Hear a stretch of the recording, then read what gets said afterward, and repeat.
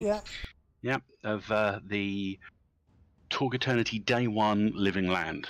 So our hapless refugees who have found themselves thrown into the middle of the invasion of, well, not just Earth, but particularly Manhattan at this point, by the primitive reality of the living land, who at the moment, their reasons for doing this are hazy.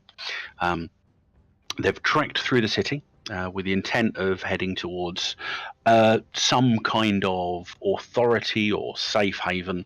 The better than average chances at the moment are it's a toss up between a local church, one of the local hospitals, or slightly further afield, one of the main police stations deeper into Manhattan. When we last left our heroes with their single captive lizard man, they had found their way to a region that was even strange in the slowly decaying ruins of Manhattan. A spire of grey metal interlaced with red and blue crystals was thrust out of the ground ahead of them. Quite a large structure, reaching up into the sky, the tip of it going higher than most of the surrounding skyscrapers. Grady, daughter Amber, had run off as people were listening to the pleasant female voice telling the tale of woe that was the invasion of the reality of Ukan by Barrack Carr's forces of the living land. You proceeded to go into the tower, the perimeter of which is spiraled with a walkway that, while it isn't moving, when you're standing on it, it's acting like a travelator. And you travelled up through the tower, finding some scraps of Ukan lore on the way, telling you of things and strangenesses such as Gospog, things called Stellae. I believe that hard points were mentioned, and the final remnant of the information was the revelation that Ukan had fallen, and that possibly where you are now is one last remnant of this. But by the time that information had been gleaned, you'd found yourself at the top of the crystalline tower. Grady up there holding his daughter Amber in his arms, clasping, not letting her go, and the little girl's eyes were lit up with wonder, and she was pointing towards a sort of bulbous crystal poking out of the wall, and in a young voice she was saying, "Telescope," and sort of smiling, pleased with herself. And that is exactly where we left it, with you all gathered at the top of the tower last week. A question. Hopefully an answer. How is the lizard guy with us in this tower? He is. I'm assuming that somebody has been dragging him along, probably one of the other NPCs, because there's a few other people here with you. There's the captain of the boat that you were on, the two quite scared-looking crewmen who haven't said a word. They're the two that seem to have had some kind of feral breakdown. There is, of course, Grady and his daughter Amber. And there's also Lauren Clark. She's the businesswoman with the tightly coiffured hair, who's been doing pretty much nothing but complaining about her mobile phone not working and having various meetings to get to. And the boss is going to be killing her. She doesn't get her TEEPS report finished, stuff like that. So we'll say that between Finn and Cam, the two, shall we say, primitive crewmen, they have been given the task of keeping the lizard man held. And it would seem that that is a task that they have been able to get their slightly devolved and possibly stressed minds around. But I'm wondering how this lizard man is reacting to the tower. Ooh, it's a bit difficult to read him because he is a lizard man and his facial features are completely different to anything you're used to, but doesn't mean you can't make an attempt to see if you can work out what he's doing. So I'm going to ask you to make a charisma check on this because you're trying to work out the nuances of somebody else's feels. Charisma. Right. So not any skill, just charisma. Yeah, if you've got a skill you think could apply, let me know what skill it is and how you think it might apply. Persuasion wouldn't. No, I haven't got it. Nah, it's more affecting rather than reading. Yeah. But go ahead and generate a bonus number. It's not a bad start. We get off with a 1. 1. That puts me at 9. His alien features are very hard to read. Even the eyes, which, as the father knows, are the gateway to the soul, they are different. They are serpentine, so they're slitted. They don't have the pupil dilation that you might be otherwise aware of. If what you're reading from him is to be believed, possibly a little nervous, but certainly not like panicking or screaming or coming up with anything like that. Yeah, that's what I thought. Have we noticed any change since we went into the tower? What, in him?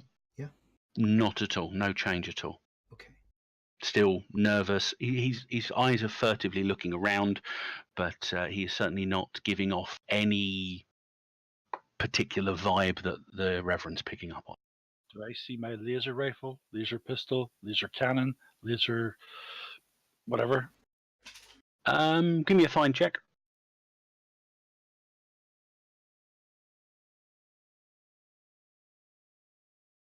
It's a bonus number of 5 on your find skill, or your mind stat. If you don't have the find skill, mind stat alone, I mean, if you don't have the find skill. 13.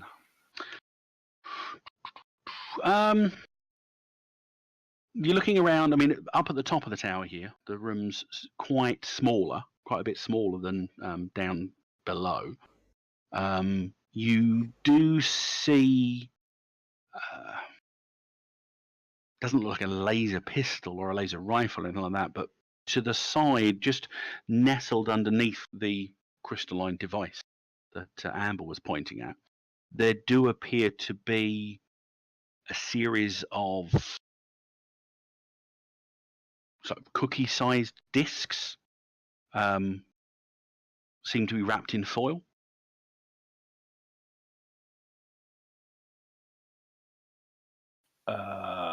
What do I Cookies. roll to understand what that is? Well, you could pick them up and investigate them. I'll do that. I'll look on concerned. Teleport away. What's investigate? Is that evidence analysis? That would be one. Evidence analysis could be used. You're picking them up. They feel about the size and weight of a cookie. Slightly bigger, not like Oreo, bigger cookie size. They feel a little spongy, and the surface does give like sort of a crinkle of foil, but you don't seem to see any join on the outside of the foil. You're saying possibilities don't go back up to 3 at the start of the game?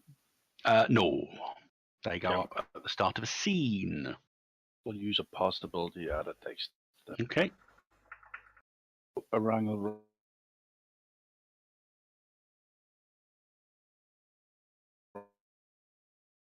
At least a 10, because possibilities are powerful that way. So you've got a bonus number of 1 from a total of 13. That is 9. Okay. That's, again, you're not entirely certain, but while you pick one up, you're moving around under your fingers, and you're pretty certain that the foil is a wrapping. And you tentatively, like you hold it in your hands, you put both thumbs on the surface and pull your thumbs apart, and the wrapping tears relatively easily, and it's a pale yellow spongy disc. Doesn't really smell of much. Marzipan.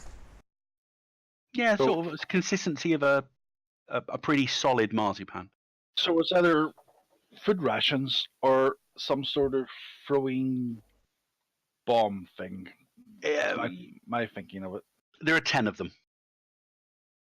But you are in that. I mean, you're an officer of the police. Perhaps you've had some sort of basic training in munitions and stuff. Yeah, again, it's the sort of the texture of a resistant clay or plasticine or Semtex. It could be, but along the same line, if you're looking rations route, it's the consistence of a biscuity cheese. But nothing else up here. I'll take a couple with me just in case. Okay. There are 10 total if anyone else wants to take any, just write them down in your couch. Blow up tower.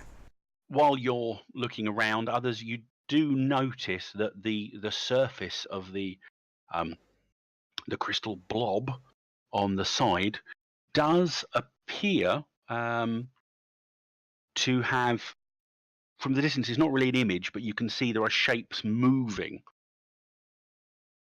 on the front surface of this blob. It's about the size, I'll say the blob's about the size of a 27-inch, 29-inch TV screen.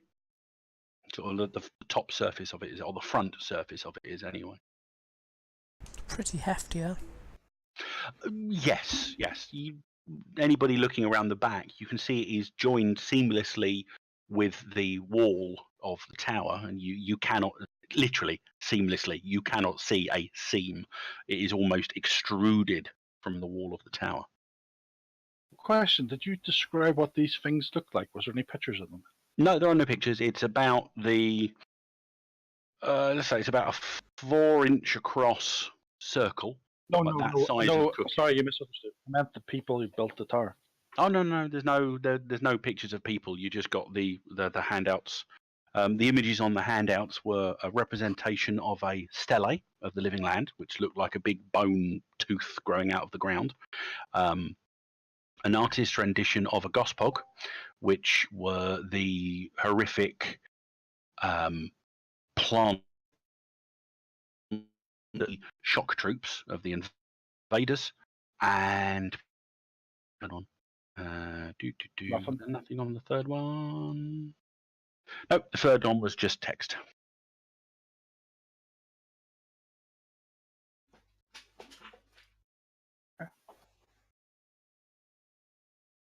Anyone got a plan? Professor, you're the smart one. Look up through that telescope thing up there. Ah, yes, the walls? telescope. The walls are just. That gave you a headache, crystal. Lena. Telescope. That's what's that? You don't. Oh, that makes my brain hurt. Go ahead, Alex. The walls of the tower, they're just crystal. There's nothing on it. There are the outside of the tower. It looked like grey metal. Kerry's Okay. connected, but you might have to do an update. You've been able to see on the inside there does appear to be some kind of crystalline grown wall covering, but there are sort of like panels of it. Up in this room, however, those panels have given way to a sort of a seamless, smooth crystal interior, with the only outward difference at this level being we'll call it the screen extruded from the outside. As you're examining, you actually notice that at the bottom left and right of this screen, there do appear to be slight indentations. There are 3 on each corner. So if you imagine if you take your first, second, and third fingers, you could reach and place your fingers in those indentations quite comfortably. All right. Should you wish to do so. Picturing bars. I'm well. The cell phone is totally dead, right? Your cell phone isn't. Oh, mine was working, wasn't it? Wade's isn't. Lena doesn't have a cell phone anymore. Look. When Colleen became Lena, all of her gear turned into things which were appropriate to the living land. I can't remember if Officer Reyes or Nope. Doctor or the Reverend had mobile phones on them or not. Okay, well, how deep are those dentations? Literally, if you imagine, you could probably place your finger in them. They're no more than sort of 2 millimeter deep Right. impressions. Because I was thinking like using the light of the phone to look. Yeah. Oh, you do that. You look, and that's when you see. Oh, you can see that it's more somewhere where you would place your fingers rather than poke your fingers in. All right. So I say, officer, come over here. Look. Does this look suspicious to you? And I point out the. No, they don't. Go on, touch them and see what happens. I trust you. All right. So they're left and right in the lower corner. Lower corner, and there are 3 of them. So there's essentially one you'd put your forefinger in, one you put your middle finger in, and then one you put your third finger. So I say on. You'd place the fingertips on them. All right, I do so. Okay. The instant you do, the image on the screen coalesces into absolute focus, and initially it's looking at some further part of the city, mist shrouded skyscraper with vines growing out of it, and as you experiment, being a scientist, you go through the scientific method, and you realize that by applying different pressure with alternate fingers, you can move this screen sort of left, right, up, down, in, out. So you work out you could move it to look, and you realize you can look at any point in a 360-degree vista around the tower. Can we all see this, or just him? No, yeah. When he's doing it, the image, and it's a 29-inch TV screen, the image is crystal clear. It's like ultra high definition television. Oh, Alexander, please roll me a d20. Because it's a crystal tower. So. You did not roll a 1. Well done. Okay. Turn to a vaporized thing. You are absolutely certain this technology is far beyond anything you have encountered before. Right. Do I recognize the skyline? Like, do I see? You move it around. You start. Okay, scientific. We'll start where we are. You work out. Okay, that's left. That's right. So you start going clockwise. You do a quick 360 clockwise view to get a point of reference. The first point of reference you're able to get is you train it far to the east to Queens, where the bridge of vines came down from the sky. So already it's quite chilling that's, even after less than a day, at the moment, that's the first and most recognizable landmark you are able to bring to your mind. Looking at it more closely, it is a dark, deep dark, green and brown tangle of vines and branches, reaching from the ground up into the sky, where it disappears into the swirling storm clouds that occupy the sky above Manhattan. Mist is flowing like water down the bridge, and every so often, when the mist clears, you have to sort of like, again, swallow back a bit of terror as the sheer number of a dinos that you see swarming down this bridge. I mean, the word horde would be applicable if a slight understatement. It also gives you an idea of the scale of this bridge. The dinos are like ants crawling down the surface of this thing. And every so often, you see both familiar and unfamiliar, much larger creatures. You can only describe them in your professional terms as dinosaurs, either flying or clambering down this vine towards the city below, some with, some without a Dinos lizard men riding on their back. All right. tens of thousands in that short time at least. Run. To give you an idea of scale, that's off in Queens. Okay, so you're currently in the southern tip of Manhattan, off to Queens. So you start scanning around. You bring the focus sort of down and sort of clockwise south, where you are you're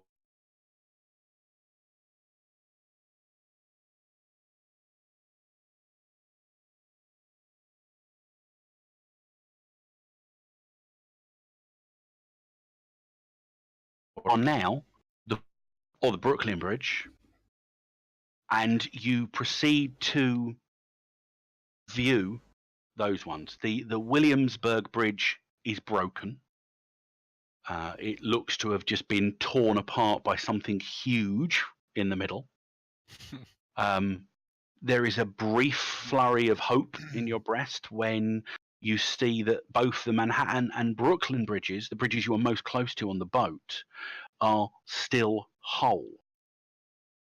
However, it's a scene of carnage on the bridge, and as you zoom in on this scope toward the far side of the bridge, out of the coalesced mist, 3 humans run, obviously fleeing in terror from something.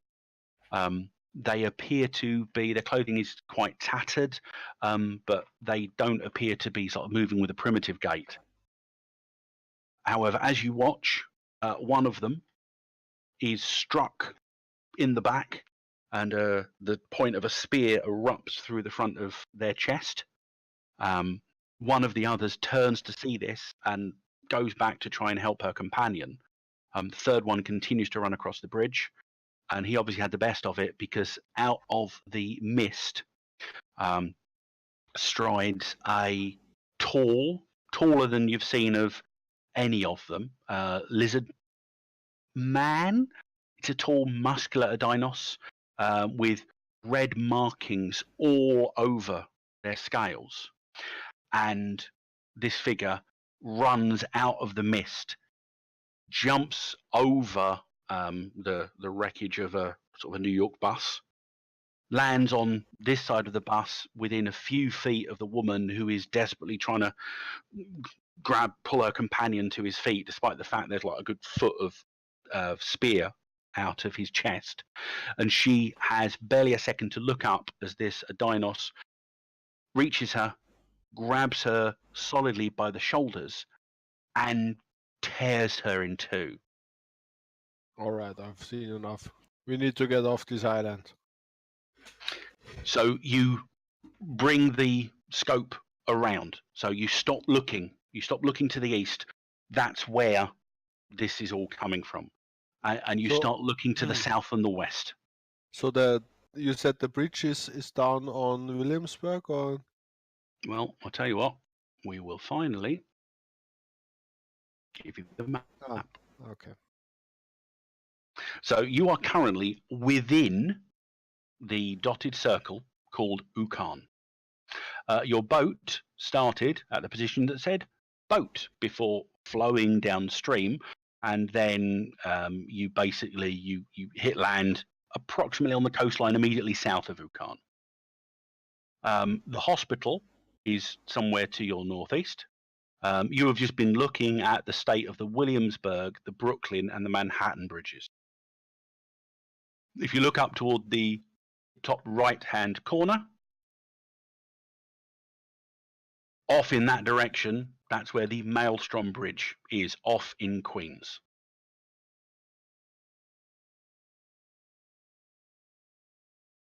All right. I take the camera around and check to the west. Yeah, the Holland Tunnel. Yep, you're checking to the west and the south. How does it look like over there in Newport, on the other side of the Holland Tunnel? None of the city is looking in a good way. The far west side of the island does appear to be relatively free of the heavy mist that is swarming out of that area. You look around. Battery Park to your southwest and Central Park to your north are already swarming with the lizard men. They appear to be digging. You wouldn't really call them graves because you don't think there's any religious significance, and that's probably not what they're doing with the bodies. But they're certainly digging holes, rows of holes in Battery Park and Grand Central Park. And you can see them dragging human corpses and dropping them into the holes. You watch for a few seconds and you can see a Dinos similarly garbed to your captive appear to be undertaking some kind of primitive dancing and chanting, and you certainly see more than one occasion something, probably one of those objects that you found, being pressed into the chest cavity of each corpse just before it gets thrown into its own hole. Making them things. At the moment, the Holland Tunnel does look clear. There doesn't appear to be a lot of activity in the area around the tunnel. I mean, the actual star on the Holland Tunnel tells you that's where the tunnel goes under the river. The actual entrance to the tunnel is more like there. See where it curves out and comes up? The tunnel entrance is actually south facing, so you've got a clear view. You can see it becoming overgrown. You can't see into the tunnel. It's pitch black within it, because none of the lighting is certainly working. Well, we know what happened to the boat and happened to most of the buildings. Do you think the tunnel will survive that as well? The question Probably, is if it's probably if full of the- water. Oh, the there's question is if the water is shielding the tunnel. Mm-hmm. are there any of those? So, I don't know. There's still a chance it's working. Are there any of those stellae thing around? Give me a find check if you're looking. That would be the person. That would be the professor, probably. I check my phone battery. Find check. All right. 8. That's a -2, and it goes for mind, right? It does do indeed. Okay, so that's 11 then. Okay, you do a quick scan. The issue you're finding is when you look off to the east, most of what you're looking for to the east is shrouded too much in this fog that's building up. However, you don't find any stellae, but you do find two things. The first is, Gaz, you can try to get the internet on your phone. Your phone's working, but there is no signal. Professor, you spot two things. The first is close. Knowing that one of the destinations you wanted to go to was the hospital, you quickly try to bring the view down. You manage to find the hospital. It appears intact, smashed windows as much as anything else, and the plants are overgrowing it, but it's not a collapsed building in any stretch of the imagination. And there is a tank parked outside. A tank. A tank. You can't see any particular individuals, but within the shadows of the hospital, you are able to make out movement. Okay. The other thing, there's one other thing that you do notice. You start to cast your view slightly further afield. The officer says using the zoom, which you're able to do. Outside the New York area itself, little is visible beyond what appears to be a growing expanse of thick jungle and ruin. So obviously what this is has spread beyond the confines of Manhattan. with one important exception. To the southwest of you, far off to the southwest, you actually spot electric lights and intact buildings from far off Philadelphia. You can see the wilderness is approaching the Liberty Bell state, but it does not appear to be engulfing it. It's almost like there's a broad ring, a circle where the encroaching wilderness stops. Didn't the thing say that landmarks It did are indeed. protected? It from did indeed. this? You're recalling the theory that the Yukon people had about hardpoints, So where landmarks and areas of spiritual or social importance were able to resist the encroaching reality. I've forgotten the name of it, but the Empire State Building. That's in New York, isn't it? It is. It's not a like a spiritual one, though, is it? Like the Liberty Bells. Statue of Liberty. Statue of Liberty, good one. You cast your eyes around, or you cast it around, you can see off in the bay, the Statue of Liberty is currently pristine, untouched by the invading reality. However, you turn to look at other landmarks of New York. The Cubs Stadium, which is where the Maelstrom Bridge has landed, is almost unrecognizable under the vegetation and the overgrowth. So obviously, perhaps its proximity to the point of invasion broke it. You don't know. But you can see very little else in Manhattan. Empire State Building, it's as ruined and as broken down as everything else. So we Alright. still don't understand how certain ones are still protected and other ones. But Lady Liberty, torch held high, facing out into the bay, is untouched. We've got a target, people. There's a safe spot. There's a bit of water between you and her, but Philadelphia, if you can get over the river, is a land journey. I don't know who that negative voice was, but it wasn't one of me. You mean Jersey City? Philadelphia? Where's Philadelphia? Well, it's just further. Okay, that's quite far down. Oh I yeah, can- it's going to be a journey, but it looks like a large holdout off in the distance. It does appear to be unaffected. We're going to be walking most of it then, unless we can get a horse or something. You will be walking unless you can get it. Grady tells Amber to shut up. Yeah, noisy bugger.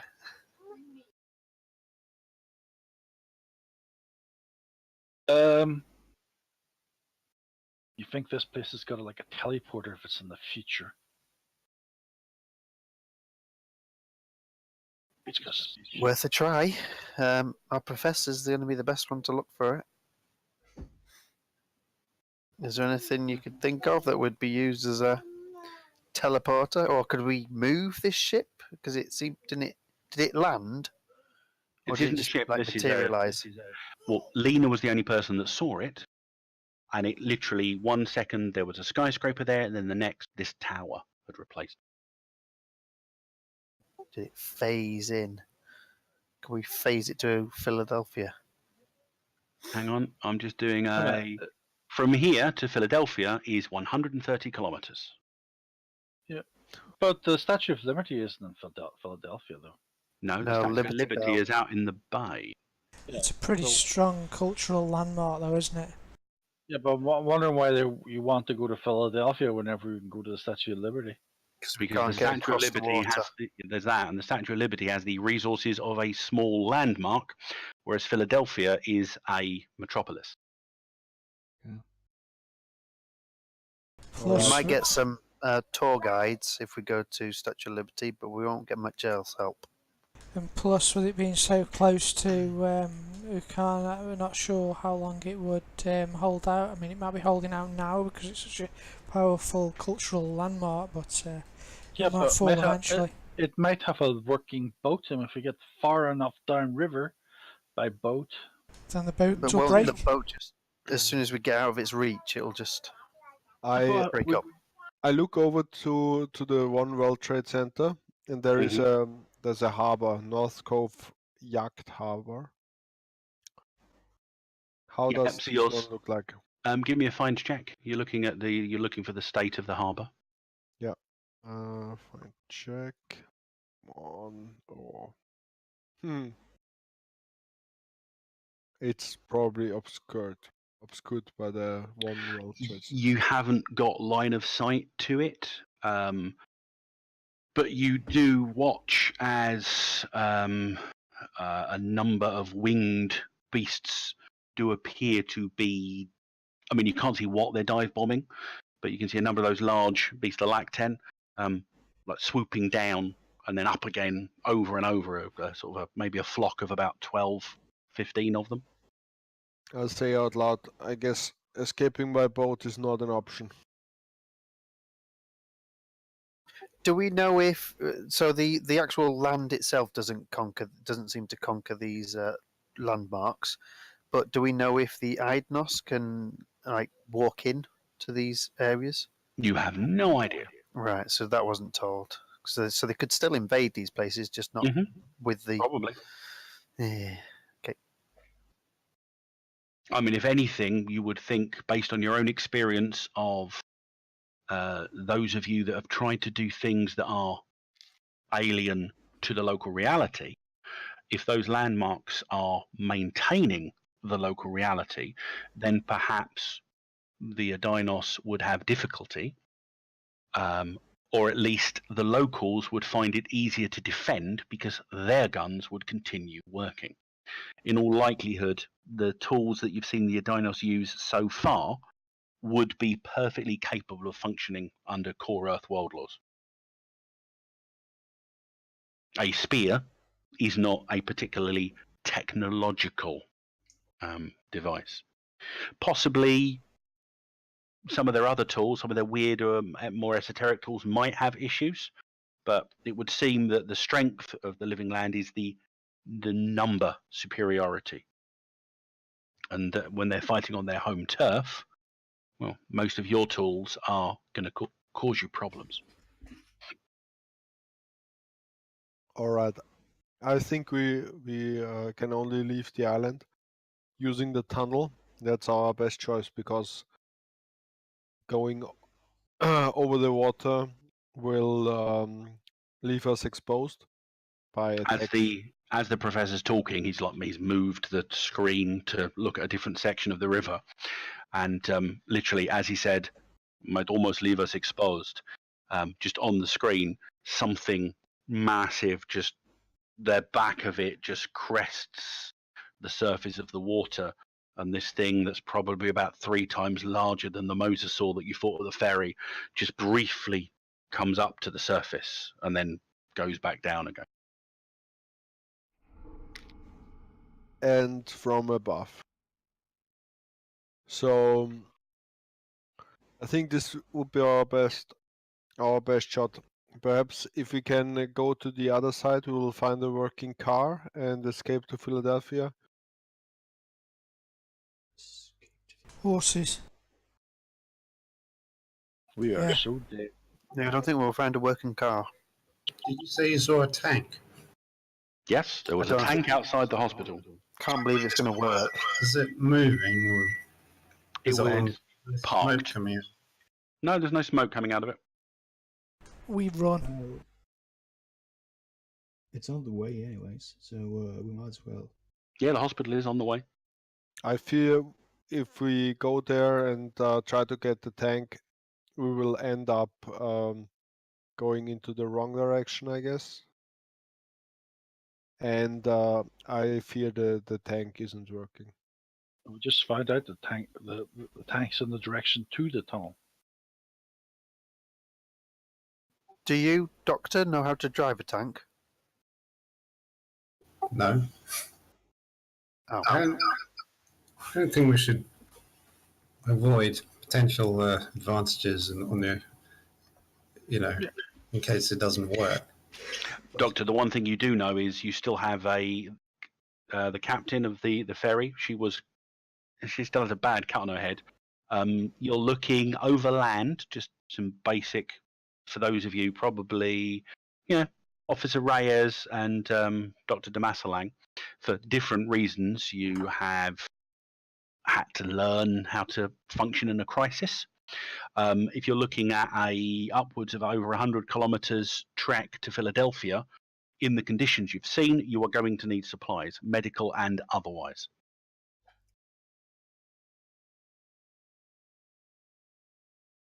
So probably you were thinking the hospital, and if opportunity arises, if there's a relatively well-stocked supermarket, or possibly if there is an as yet unraided or unbroken into police station, Officer Reyes, you think there might be gear there that you could use?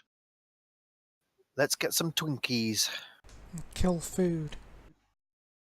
You'd be surprised, Gaz. Somebody in TORG, they worked out the tech level of a Twinkie. Go Because on, then. of the processing It will be, needs won't it? to It'll make be beyond. it's about Tech 21. Wow. Twinkie's bad. Officer, do you know where there's the next barracks of the National Guard? For my roll from last time, I probably don't know anything. Do you want me to do another find roll? Yeah, you can have another one.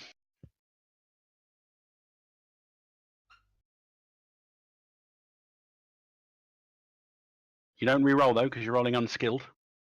But it's a good roll nonetheless. Why am I rolling unskilled? What was the skill we were rolling before? Find. Not for that one. It would be Scholar for this one. Scholar? Oh, Yeah. okay. Because that Scholar's just general knowledge. But 20 is still good, so it's a bonus number of a 7. I have Scholar, so that's mind, isn't it? Mm-hmm. 14. That's good. Okay, you can't remember anything on Manhattan Island. Obviously it is, but you can't remember anything nearby.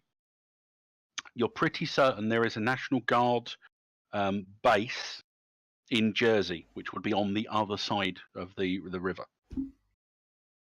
But there is the police thing just. There is a police station. If you look on the map, it's if you see the weird circly roads north of the hospital, there is a pretty major police station about the same distance to the other side. So as far as Lower Manhattan Hospital is from the top of the bow curve, the police station's about the same distance on the other side. That's one I did feel the real on last time. I just Looking looked it for- up. The 69th Regiment Armory is like...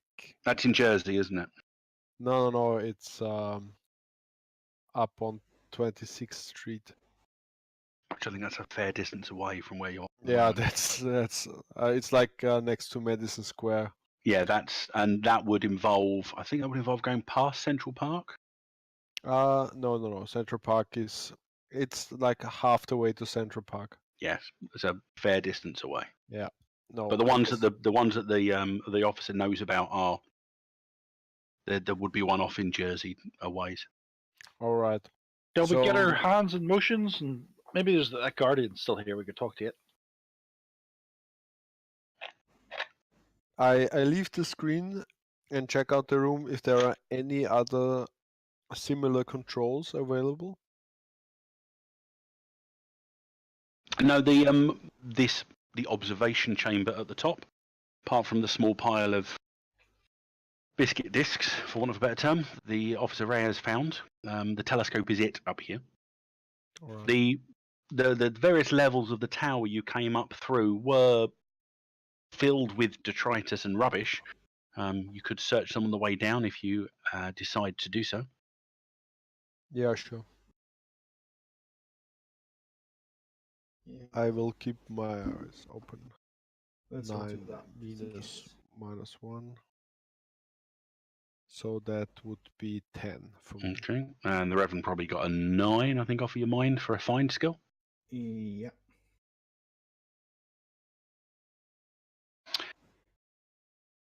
No, actually, it's 11 for me. Okay. Result. As you're heading back down through the building, you both find. I mean, Reverend, you're looking for some evidence of the culture of. You can't help but get that feeling of loss, and that something of these people should be allowed to survive. So you're looking for something more akin to a book. The closest thing you do find is you find a small, probably about the size of a sort of a small paperback book, but a lot thinner. It's probably about half the thickness of your average mobile phone now, and it looks just like another bit of grey metal until you pick it up, and then the surface just becomes alive with sort of spirals and lithograph writing of some kind. And you exclaim, in God's name, what is this? And the words you say appear on the surface. Whoa, this looks like a kind of fancy Kindle thing. Very good description. Fancy Kindle thing. You hear a scoffing, grunting, sort of honking. The lizard man is speaking. And as it speaks, strange symbols appear on the top of the device. And then maybe a quarter, half a second afterwards, English appears at the bottom. It's a bubblefish. It has just, basically, it translates to, it is abomination to her will. No, calm down, little guy. Who's Big with? guy, he's quite big. Oh, I was just imagining him to be small. Yeah, okay, big guy. Whose will you're talking about there? He looks at you with uncomprehensive eyes. He doesn't appear to be hearing or understanding what you are saying. Ooh. But your words are still appearing on the slate as you're holding it. Does it not translate into lizardman speak? Anytime the lizard man says something, it appears on the slate. It doesn't the Reverend is translate holding what Reverend's bit saying into lizardman It would speak. appear that when the Reverend says something, it just transcribes his words onto the surface of the slate. Is it because you're holding it then? Oh, roll me a d20, please, Badger. That's perfectly fine. Well done. What am I using? No, don't worry. I just need you to roll the dice. You're You just using a don't wanna tool roll you are using a tool that is Destroy it. higher than your values. Okay. Even with your inability to understand what the lizard man was feeling before, you can see that you holding this item is giving him or it a significant look of disgust on its face. Meanwhile, Professor Darnell Moore, you're poking around on a different floor, and you nudge a few bits of metal out of the way and something that looks like a piece of crystal, and your hand displaces. It looks metallic. It's about the size of a tennis ball. There's a flashing light on the top of it as you dislodge it, and it rolls, and there's a rhythmic flashing light on the top of this small sphere, small metallic sphere about the size of a tennis ball. It rolls and hits the wall, light facing towards you, and the light continues to sort of flash, flash, flash, flash, flash. All right, I walk over and pick Taking it your up. photo. Oh, it's a thermal detonator. Could be a thermal detonator. You pick it up, and it begins to vibrate in your hand, only lightly. and then there appears to be a force trying to pull it away from your hand.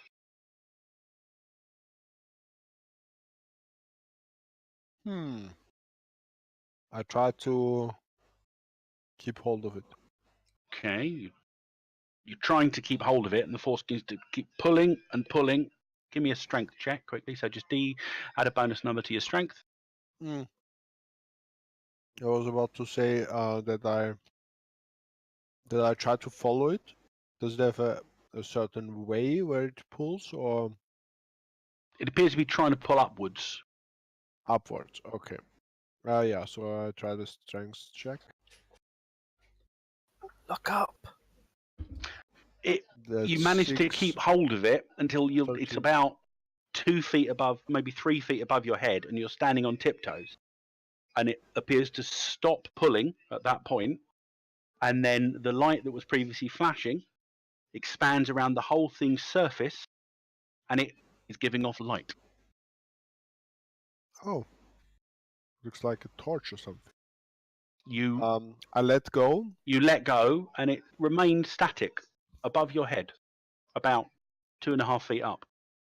You Okay. experiment. You If I move move- left, it follows you. You move right, it follows you. You move forward, it follows you. Please roll me a d20. Oh, no, you already did when you were doing the strength check. That was enough. You were interacting with it, and you were making a check. All right. I stretch out my hand It's a relatively powerful mag-light level of illumination. and see if it comes to me. Like I'm thinking, come to me. You reach up thinking, come to me, nothing's happening. Hmm. Can I put my hand up and whistle? You can do. You put your hand up and whistle, nothing happens. A double clap. You experiment a little bit. You put your hand back up, and you realise where the light was flashing before. When you move your finger over that and hold it for a brief second, it seems to deactivate and drop into your hand. Or rather, put it into my jacket. And You're when it safe. does that, it turns off. All right. As you're got me. heading down out of the tower, is anyone else searching? Go on then. I'll give it a go. I'll You loot with want my son. the laser gun? Is Lena looking as well, yeah? Yeah, with my son. Is Dr. Damasalang also looking?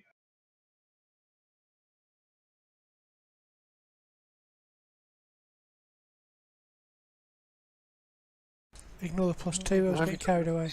That's what we're on. I got a Just need you find totals. 16-3. Is it mind plus find? If you've got find, yes. Oh, I've got find. 10 20. in total. So I've got 7. Okay, so the difficulties are 10s on this one. You still may get something on a fail, though, so let me know if you've...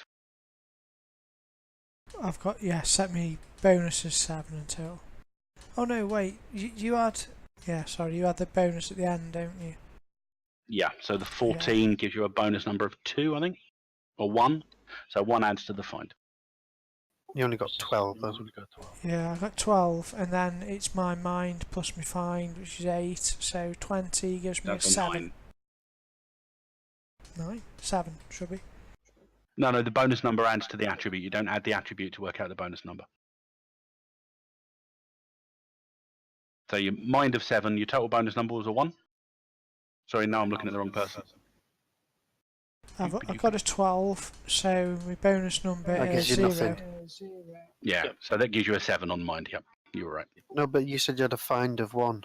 So it's an 8. So it's 8. So we've got 2 fails and a standard success, yeah? Is it worth me adding a possibility to it? It's up to you. Oh, what the hell? Let's do it. Lena, you managed to find another small cache of the same biscuity things that Officer Reyes found. Being slightly more primitive in your investigation methods, you pick one up, pull the foil wrapping off and just take a hearty bite to see if it's solid or not.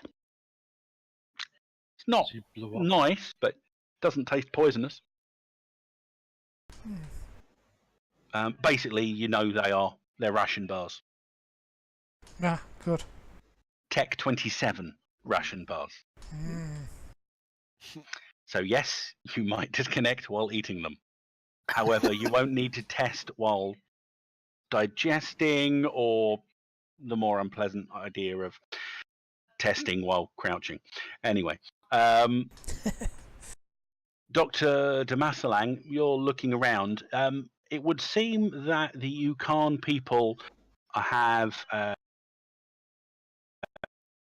of medical symbology, some similarities. The plus that you find as being a positive thing is seen on a number of objects. Most of them are broken or emptied, or the ravages of time have taken them. But you are able to find a series of spray cans and cloths that you experiment with. They appear to be some kind of nanotechnology style cleaning kit. I mean, you've literally got you've found the Ukan equivalent, probably about half a dozen of them, of a lemon wet wipe. But this will essentially, it could do, you could scrub up for surgery with these things. That's brilliant. Okay, I'll take a piece. And Wade. Roll me any dice and say, what do you want, high or low? Well, high. Okay. Okay, you got high. You're poking around and you find something that looks like a high-tech equivalent of some kind of gardening glove, but it appears to be like meshed material, and there are some cables or sort of like thin pipes running down the back of the glove. Put it on. Left or right hand? Is it obvious which side it should go on? No, it isn't. It looks like, imagine a glove, but somebody's made the glove by literally taking an imprint of a hand and then making it symmetrical either side. So at this moment in time, the glove doesn't have a preference for the thumb heading down, meaning, oh, that's a left or a right-handed glove. It's up to you which hand you put it on. Okay. I'm going to assume I'm right-handed, so I'll just put it on my right. Okay, you put it on your right hand. Roll me d20. Oh, don't disconnect. Oof. There's a brief tingling sensation on your hand, and then the thing vibrates and tightens all across your hand, and then along the back of your hand, the cables and the wires that are there firm up and become rigid, and you're clenching and unclenching your fingers, and there's an almost inaudible sort of whirring noise as you open and close your hand.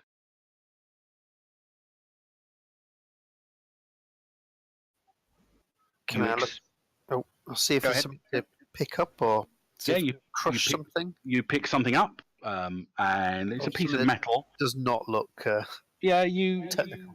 something that you think you would normally. You pick it up in your left hand and you test it, and there's nothing, and then you drop it into your right hand, clench, and it crushes quite substantially. And then Cool. this is quite cool. And then you try something else, and you punch the wall, and you dent the wall. I don't want to destroy the place. Can I try and shoot lasers out of it? I'll just go. You Or hold your hand out and I'd do like try and shoot spiderweb as well, lasers, and you know, you I'll do do the all whole the flame typical on, things. web on. Yeah. nothing. Hello, happens. Amora. Oh, Yeah, nothing. None of the usual magic Oh. words or command words or anything else actually work.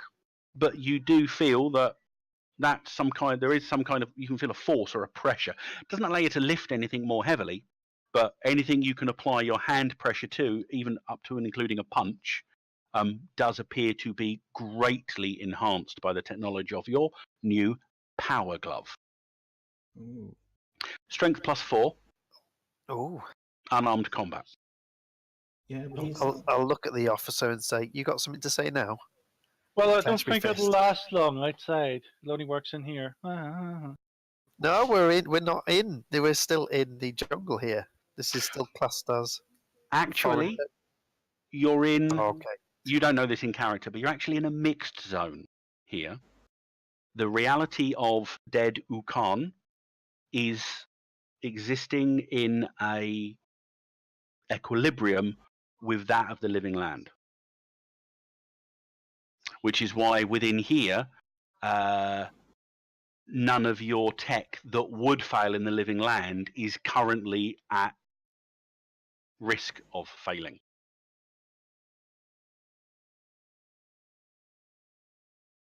Yeah, the overall axioms here, because you take the highest of both.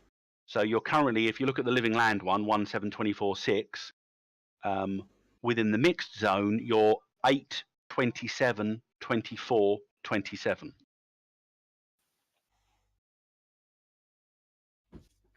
but that's one's gonna. It's gonna be risky once we get out of it. It will be risky once you get out of here. But again, in character, you don't necessarily know the way the mechanics work just yet. But just so you know, if you are using it, it will be a 4-case contradiction, which means you will risk disconnection on a 1, 2, 3, or 4, because it is higher than you and higher than the local environment. While you're in here, it's only a 1 case because the local environment accepts that level of technology.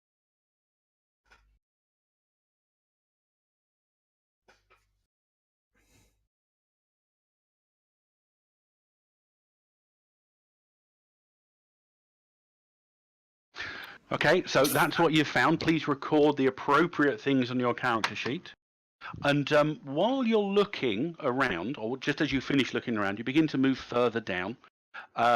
Grady and Amber, the captain, Cam, Finn, and your prisoner have all continued further down. And while you're finishing looking, you do hear the captain, wounded as she is, and Grady calling out from below, guys, you might want to get a move on. Grady calls out from below. We run. We see As nothing you- that looks like a vehicle, I assume, on the way out. Like a No, vehicle not bay or within anything here. like that. Not within here. I mean, there is a. You do get the idea. There is probably a lower level to this place, but it is completely blocked with rubble and detritus. And once you get to the point where you can see the main atrium area down below, you note the others are standing outside, and the door appears to be in the process of slowly, but fast enough that you can see it. Crystal appears to be growing from the edges of the door with the obvious intent to seal the place. Come on, get your asses in gear. Run. We go. Start Come, moving. Let's get out. Let's go It's and quite do weird. your The plan. escalator, the travelator thing you're doing, as I said, it doesn't move, but it seems to sense which direction you want to travel in, and your movement in that direction is accelerated. You're not. I mean, you start running. Just give me an agility check. Anybody that's actually flat out running, as the situation might warrant, Agility? Where's that? or dexterity. I can never remember. Dexterity? Too many different games, too many different rule sets. You can use the running Is it skill maneuver? if you have it, or if there is one. I'm not even sure there is one. There's a maneuver skill. Maneuver could work. Maneuver would work. Yeah. Oh. Did my roll happen? Yo, it's 7. Right. 7. And it's Did we say -2. strength? Dexterity. Maneuver. Or Maneuver? dexterity if you don't have maneuver. See it. Dexterity 7. I failed running. That's 19 is my overall total as well, not just my roll. Okay. I have 8. Okay. Anybody that didn't get at least a 10, you don't fall, but the accelerated travel downwards is a little disconcerting, and you're not entirely sturdy or steady on your feet, and you can take a fatigue from running through, so you take a shock from the run. Nobody got under a 5, did they?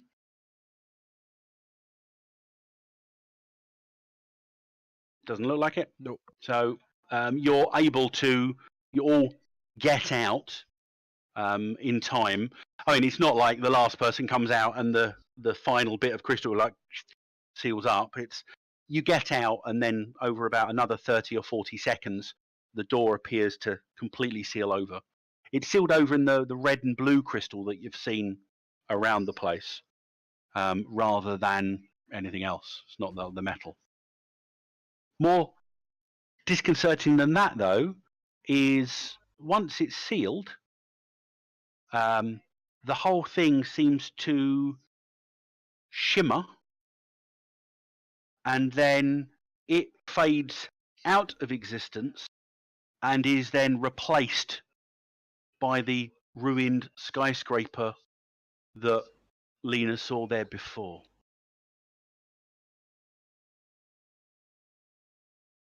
It's gone. If there are any more secrets contained within, well, whether it reappears, you don't know. I mean, it did appear out of nowhere in the first instance. Lena looks at it approvingly. Yep, it's a lot less than it was before. However, you have your trinkets retrieved from there. If it's just moved to Philadelphia, I won't be happy we ran out of it. I will tell you so you don't have to fret. It has not just moved. We get to Philadelphia, and there it is off. Jesus. Where are you going Did everyone now? get out, by the way? As Yeah, in all everyone the did get out. Yeah, no, NPCs? you don't suddenly turn around and see that Grady's there, but Amber isn't. You're all accounted for. The girl's not still looking at the telescope. No. She's not up there. She's in her father. Her father's got her hand solidly. So you're stood there with your affiliate NPCs and your prisoner, deciding where to go. Do we need to keep the prisoner?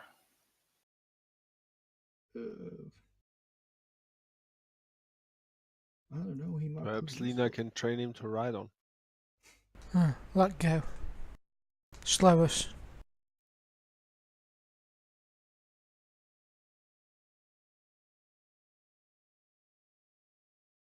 Well, let's try to reach the Manhattan hospital as quick as possible. It's about 3 blocks away. Relatively straight route from where you are to it. Are we going to run dodging, like trying to hide from shelter to shelter and whatnot, whatever's around? Well, Or we just with flat out in the middle? We have to watch for the flying things above our heads, in case there are. Yeah, so we're going to hide as we go. They hesitate, it says. Just passage of time with a drama deck card. It's appropriate. You are hesitating. I'm not hesitating. Hey, Go, we're go, not go. fatigued. You make your way through the increasingly hard to cross degrading rubble and overgrowth of the Manhattan streets until the hospital is just around the corner ahead of you.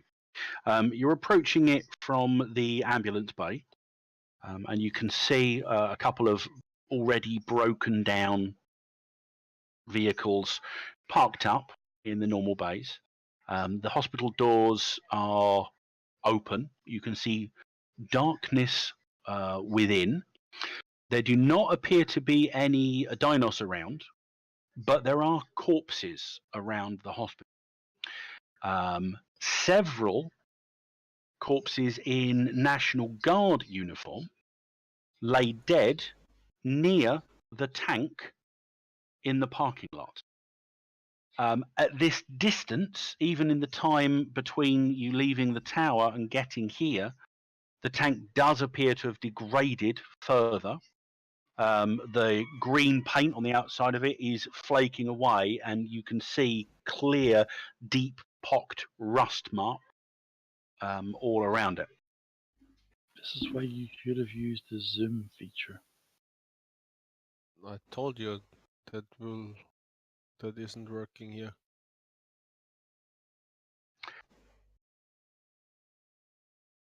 So it's quite a big parking lot. So what are you doing? What was the last round? The tank, Okay. quite deeply pockmarked with rust. Can we see if any of these bodies have any of those things in their chests? Yeah, give me an evidence analysis if you're examining the bodies. The one thing you can see is that the National Guardsmen, especially, you're not entirely sure about any of the civilian bodies you find, but the National Guards have definitely not got their like stab vests, Kevlar, or any weaponry on them. What's evidence analysis? Sorry. It's off of mind if you don't have it. Does somebody else want to do that? I believe the Professor and the Doctor can- both have evidence Has a analysis. chance at Yeah, passing? sure. I didn't see it. 16 is +3, so that's 14, and then 15. Don't forget your Cosm cards, everyone, as well, if anyone wishes to play any of them. Oh, does anyone have any wounds? Cosm card. No, I think the only person that's used theirs so far was Lena used the dinosaur attack, which is why you got the Velociraptors coming. Well, I have one. It's a Perils of the Living Land. Not sure if like I got best defense. I should play that. I can cure people of wounds if anyone has a wound. I can cure people of shock if they got that. You've all got shock, haven't you? Didn't you all get it for your failure at your running? Yeah, some of you have one shock. I'm Oh. okay. I had 2 for some reason. Oh, two from before, I guess. I'm still listening, guys. I've just got to deal with a whiny dog. Oh, You need water.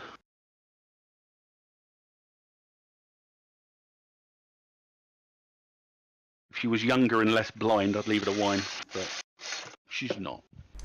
oh. Right. Let me know what you get if you get anything.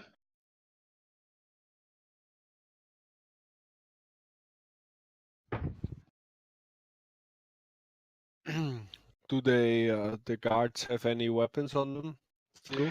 The National Guards definitely do not have any weapons on them. All right. What about keys or like I don't know something to get? Like, is the tank the lid on the turret is that open? It's a bit difficult to tell, but you can have a look if you want to. Yeah, okay, I'll have a look. Are there any other vehicles like Humvees or something? What, that within the belongs car to- park? That belong Not that to you the can National Guard? currently see. Just bear with me a second. CT, that's the one I wanted. Right, you guys are investigating the car park. There's a throne. Yeah, stop looking inside the hospital. So just position yourselves as to what you were doing. That's what hospital staff call their toilet. The throne. Yeah, it could be it is. Maybe it is a throne there. I'm checking out the hot dude lying in front of the tank. The hot dude. What was your yeah. what was the professor's evidence analysis total, please? Sorry, that was 16, and then I think Kerry's trying to reconnect. 16's plus 3. it's 14, and then another 2 is 16. Oh, that's a good success. You doesn't take you more than a few seconds of investigating the corpses of the National Guardsmen. These men died from the gunshot wounds in their backs. Are they all facing in similar directions? Not a similar direction, but There's stuff at the entrance. hang on. I was hoping these guys would go on. They're invisible, but they're not. Okay, there's nothing at the entrance.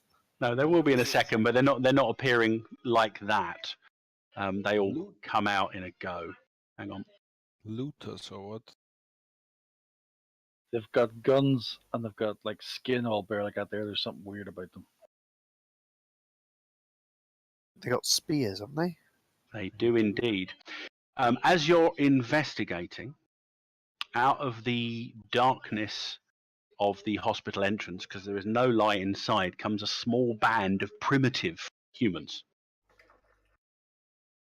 Tattered clothing. They shoulder open the leftmost automatic door. They carry a mixture of spears and clubs. You can tell these are improvised. They look to have been. They're either sort of like bits of chair or some other hospital paraphernalia that they've bent around into makeshift clubs. And one of them steps forwards, and you must attend meeting with Thunderlord now. Meeting? What do you mean meeting? He gestures aggressively with his club. Who to? Now, come, No, Thunderlord. Can I just try to use persuasion or something to see if I can just calm them down a bit? You can try. Go ahead. Maybe get some info. Oh, that's a 10. So, You know what I should have done? I should have added them to the combat tracker first.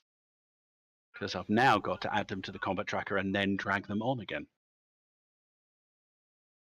Or did that do it? They've all disappeared, haven't they? Yep. Yep, okay, hang on. Which ones are you? I'm officer. I thought I'll be all good. I'll put a proper encounter down, and then I didn't do it properly. That's okay. Primitive human 6. I can see them. They're all red. Primitive human 4. Primitive human 8. Primitive human 3. 8. I got Are that we- one, by the way. Are we green? You should be green. I believe you're yes. all green. Yep. There's a little bit of green around us. I think it's racial stereotyping. We're green, they're red. Bad guys wear red. Yeah, they do. No, I've moved the wrong guy. He should be down there still. I'm moving the one that shouldn't be seen. Number 12. And that's number 9.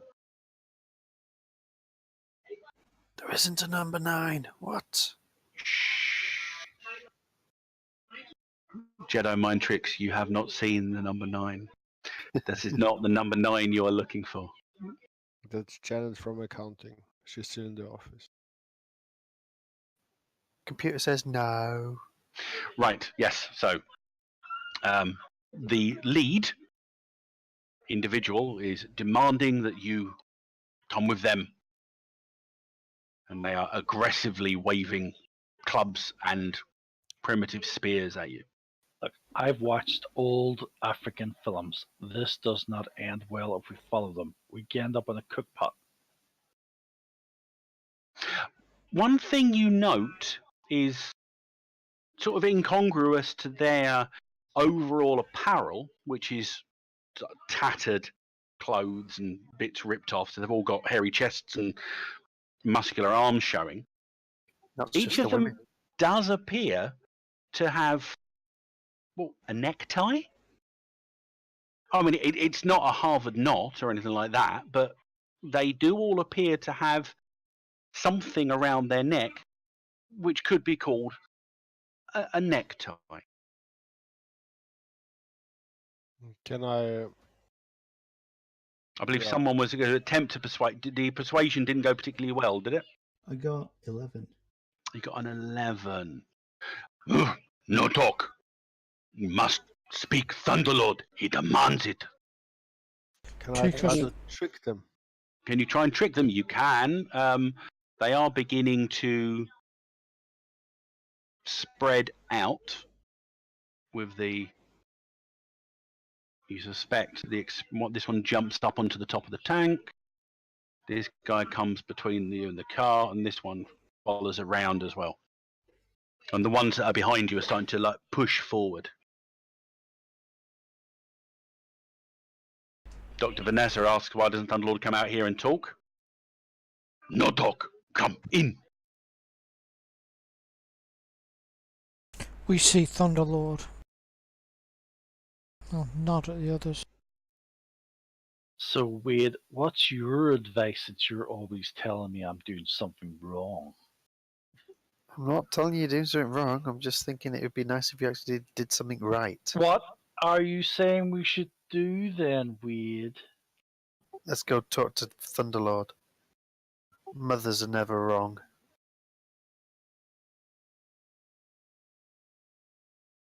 I guess we don't have a choice here. You'll And probably I, run away. and I look at the guys surrounding us.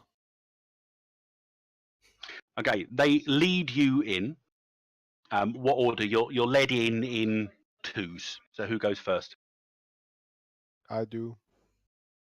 Professor. I'll go with Mum. Wherever Okay, that is. so Professor Moore. Lena was going in early, wasn't she? Yeah, with me. So Wade wants to flank Lena. Who's taking the others with you? So you have Grady, Amber, I'll take the Cam middle. and Finn,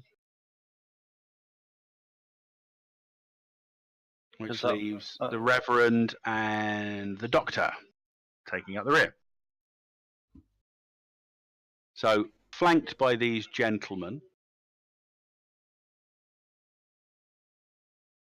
and they do walk in with you on their flanks. You are led in. Takes a second or two for your eyes to adjust to the murky darkness within the hospital. The first thing you hear is Lauren, the businesswoman, just look up at the figure that is sat on the impromptu throne made out of 2 desks and a lobby chair.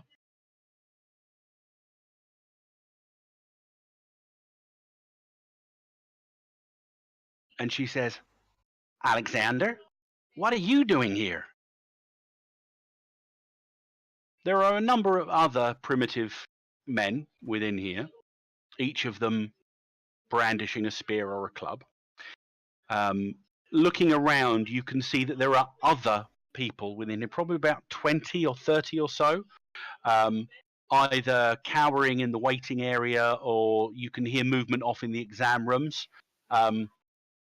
Dr. Demasalang, you know the layout here. You have practiced ER in this exact hospital.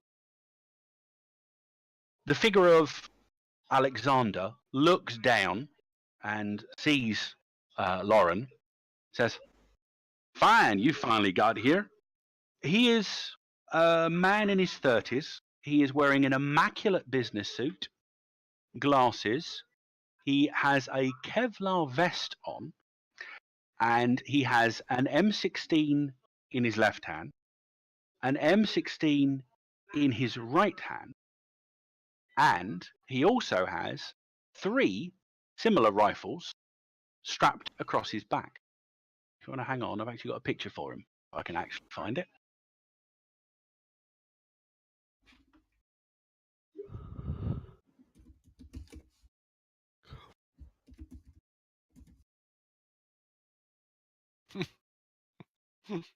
Fantastic.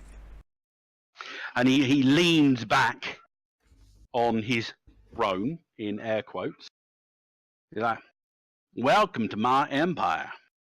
I'm the Thunderlord. So called because these idiots follow what I say. So I bring the thunder. And with that, he lifts both M16s and pulls the trigger, and all of the primitives cower back as gunfire erupts. Now, these things work fine for me. So I think you all had best put down anything you got and let my men bring it over to me in tribute. I think it's time for the power glove to find the power face. He barks at one of his men, points at Lauren. Bring her to me. Who is Lauren? She's the Yeah, businesswoman that's thinking with that. you. She's the businesswoman that's with you. Okay. Oh, the one that has a gun but doesn't have a gun. No, she doesn't have. Yeah. She doesn't have a gun, but she does on the picture. Yes. Yeah, got you. Okay. And the primitives begin to go to take your weapons off of you. What are you doing? Can I You're raise so my... cool. Let me shake your hand. Can I just shoot the guy with the guns in the head when he's shooting up in the air? Save time. You can try. Go for it. Wait.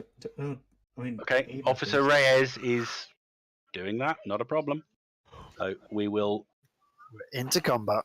Drop First your gun, combat round. mister. You can't Bang. stop me. Oh no. Right. Quite apt. However, you are doing something before this starts. So, Officer Reyes, do what you want to do. Okay, I will shoot my gun, which is... Oh, God. I've met Fire too combat. many- Should No, I it's not that. Not let too me many things. intimidate first? Oh! This is where the This one is a goes. surprise thing. You've got to go off. This has got to go off first. Okay. Ooh, 15, that's a good roll. It's +2. Firearm is 4, and firearm goes off what? Damn it. Dex. That's 14. 14. Okay, that hits. Not enough to do wanna- any bonus damage, though. I want to play a card. We're in combat, so you can't just yet. You are able, however, I think you've got an ability that lets you play when combat begins. You can Yeah. play a card directly into your pool. Well, it So says you could, I suppose you could, because you can immediately play it into your pool, and if it's playable, you can play it. What is it? play on the first round of a combat test or active defense no longer generate a minimum +1. Oh, you want to play your Cosm card. Cool. Okay. The best defense. The best defense, yes. Okay, go ahead. I believe that means, so you're playing the best defense. Yeah, so it's if I read Everyone it gets a correct- possibility. Oh, good. But if you're actively defending, the chaos of this particular combat means you might inadvertently defend yourself into a weaker position. So for the duration of this combat, active defense do not generate a minimum bonus number of 1. Ah. It went all over my head. Huh? Yeah. So if you do a possibility on the defense, You'd still get a higher bonus number, but normally with an active defense, whatever you roll, it will not give you a bonus number lower than 1. However, with this, it will. Okay, I'm just waiting for the damage thing. What am I Okay, rolling? then I don't play it. I don't see what's the. You get a possibility. Okay. You all get a possibility. Do we need Alright. a possibility? Then I I play it. did. I think you might. All right, then I'm going to play it. Okay, that's not enough to give you any bonus dice. So what's the normal damage of your gun, please? My normal damage of my gun is the carbine is 13 damage. Then the 13. card is gone, right? You aim. Yeah, the card's gone. You've used it. You aim, fire. You're not able to hit him in the head. You hit him sort of like mid left shoulder, and his bulletproof vest stops it. Ugh, He smiles at you, and he's like, "Is that the way it's gonna be?" Well, and he says, "I'm gonna have to downsize you, little lady, with some hot lead." And then combat begins. And that was a bit of a long monologue for that one. Now, you're in a dramatic scene. Feels So dramatic. the Oh, no. villains have initiative. The Thunderlord brings one of his M16s down and proceeds to, not really caring about his men, he fired. Actually, no, I'm going to. The villains go first, so these guys are going to be a bit cunning. He yells, "Get away from her," to his men, and they scatter backwards away from Officer Reyes as he unloads. Yeah, Wade doesn't follow instructions from the bad guys. Oh. As he unloads his M16 at the young female officer I'm glad I'm lying down in front of her. Wait a minute. in a long burst. Well, do you know what this means? This means if he rolls, what's it, even, he doesn't hit me, or odd, he hits someone else. One of them two. Well, he's going to hit one of you. But which is the one he doesn't hit me? So let's just generate a bonus number. Haha. He spends a possibility. What? Oh, does he get bonus on a 10? Yes, he does. So that's a 19. Still odd. Still odd. It is. So he's going Is to it- hit one of you. So is So it even? It hits, Hits his target. Officer, Odd. It hits right. somebody else in the combat. but he's got to add So- that to his. Oh yeah, he's going to hit because he's also done a long burst. So So it's he's got to add those 6 bonuses to it. Yeah, long burst gives him a +4. So he's got a bonus Oh. number instead of a 6. Oh, He's on a wait 10. wait a minute. Long burst, he rolled a 3. But I spent a possibility so you can avoid the mishap on the first roll. Ah, damn it. I didn't know you could do that. I don't think you can do that on a disconnection though. So, first time I've done this, so I'll double check out a bit. That is a 10. Okay, who's he hitting? Right, well, he's not hitting Officer Reyes. So I'm going to roll a d6. 1 to 2, it's Wade. 3 to 4, it is Professor Darnell. 5 to 6, it is the Good Reverend. It's his sister. Her brother. Crap. You always get all the bullets. You must be attractive to them. That is a. What's your dodge, please, Reverend? My dodge is 8. 8. His fire combat skill gives him a 20. That is 12 over your dodge, which is enough for 2 bonus dice of damage. Ouch. So that's 5 onto the damage of 13. That's an 18. What is your toughness? Toughness is 8. So that's 10 result points. I'm going to soak that. Okay. Now, I wasn't going to let you get away with it on the first round of combat the first time, but please pay attention, those of you who have the perk negation for future reference. Me? And you remember what negation allows you to do. Nope. It allows you to spend one of your possibilities to stop the opponent spending one of theirs. Ah. It cannot be used to prevent a soak, though. You could have stopped him using that gun and I could have broken it. He could have rolled a 3 on it. Oh, damn it. Come on, people. Look alive. Well, it's the way to learn. The best way to learn. That was you that did that, wasn't that? I haven't got a negate. Okay, so you've currently taken 10 result points of damage, I believe. You're 8 versus the 18, which means you're currently taking 2 wounds and 4 shock. So you make a reality skill check. That's a bonus number of a 1. So, spirit, that is 14. 14, so that's not enough to get rid of everything, but soaking damage, that's a standard success. You will remove 1 wound and you take no shock. So the bullets still, 1 or 2 of them still hit you, so you're wounded, but the adrenaline or something is kicking in and preventing anything from actually hurting. So, what do I take a wound? You take a wound. Oh. You'll be at -1 to your tests because of your wound. And once the thunder clears, his primitive followers charge forwards. It's only okay, guys. There's only like 10 of them. Okay, actually, it's going to go that way. That there. Looks like we're 12 going of to them. need all of those guns to win this. This guy can't get past. Now we're going to do a many-on-one on these, so I only have to roll once for some of them. So this is essentially, they are doing combined actions. So I only roll once and add a bonus for the number that are attacking you. So, first of all, Dr. Damasalang is attacked by one singular primitive human. One of them brings his improvised club down towards you. Bonus number of a 4 on his melee weapon skill of 9. That's a 13. What is Dr. Vanessa's unarmed, or if she's carrying a melee weapon, armed combat? Do you mean dodge? Oh, No, because it's hand-to-hand. Dodge is ranged. 8.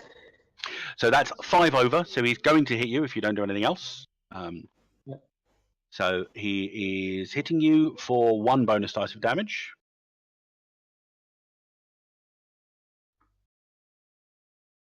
Well, they were told to go away from Officer Reyes because she was being shot at. That is damage 11 on your toughness, which is... I can't find it. It's equal to your strength if you don't have any armor, which you don't have any armor. Toughness 6. So that was an 11 on your 6. So that is a 5. That's 1 wound and 2 shock. Are you attempting to soak? By standing in pause. Yep. Yeah, all right. Okay. Make a reality skill check. You'll need to remove all of that because it's only 1 wound, 2 shock. So an 11 to 0 bonus. What's your reality skill? It's 9. Yeah. So that's a fail, which means you're not soaking anything. Before you go on, John, did you explain what confused was? Not yet. We'll get to that when it's the hero's go. I was going to cancel it with a pause anyway. Sounds bad. Okay, so you've taken 1 wound and 2 shock as the first primitive human brings his club down, and it's a pretty heavy blow across your temple, and your eyes are ringing. Professor is likewise attacked by 1 singular. That's a bonus number of 3. You're unarmed or melee combat, depending on how you are armed. Professor Darnell, they are getting a 12 hit you. Unarmed. So I now need to roll over. No, you just tell me what it is, unless you are 7. electing to do an active defense. Okay, active. Yeah, I use An active defense means you're going to sacrifice your action this round, but you'll roll a bonus number and add that all of your defenses this round. But because of your use of the best defense, you could possibly make your situation worse. What? Don't do it. Just have an attack. Yeah, just take it like a man. Okay. Oh, we haven't rolled damage yet, so you've been hit. It wasn't enough to give him a bonus dice. It's just the basic damage of their club, which is a 10. So what is your toughness? My toughness 7. So 3 results, that's 2 shock. Anything 0 to 4 over your toughness is just 2 shock. All right. So knock 2 off of your total shock. Cool. Now, they are aware of Lena's prowess. So 3 of them are ganging up on Lena. Huh. Now, what this basically means is I get a flat bonus to the actions. For the 3 participants, I simply roll once and they get a +2. Mm-hmm.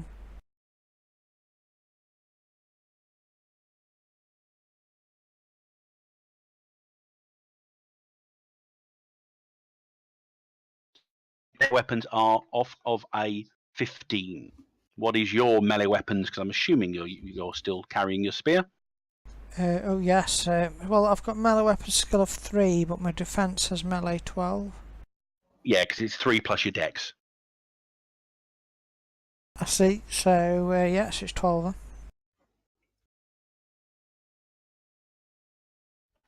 I'm just doing this. Pick one character to be the primary. This is how combined actions work.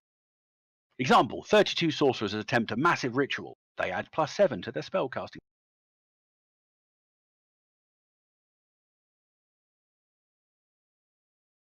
Yeah, each group hits with a single attack, but the bonus from the combined attackers improves the chance of gaining bonus damage.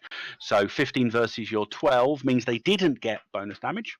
So apply 10 damage to your toughness, please. What is your toughness? Toughness is 10. So that's a 0, so that's 2 shock.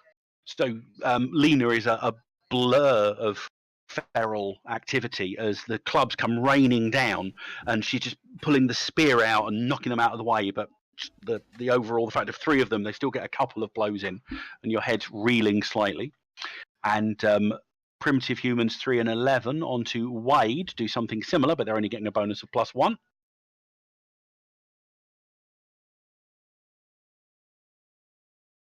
That's an overall skill total of an 8. No a bonus. And your melee is 15. 15? Yep. Because you've got Dex 12 and melee Dex, weapons 3? No, Dex 11, melee 4. Oh, you put it I up. upped my skill. Oh, yes. There you go, you're getting close. I think 5's the most you can go to without getting a particular perk to get it. But that was obviously well spent, because the 2 of them come in, and before they know what's happening, this hockey stick is up and out and is just deftly parrying and blocking everything they're pulling through. That's almost it. Unfortunately for Reverend Marcus Holloway at the back, it's not completely it, as one of the remaining primitive humans comes up and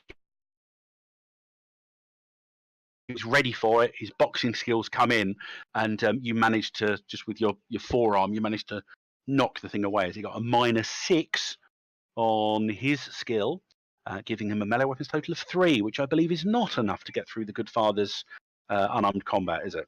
No, because that is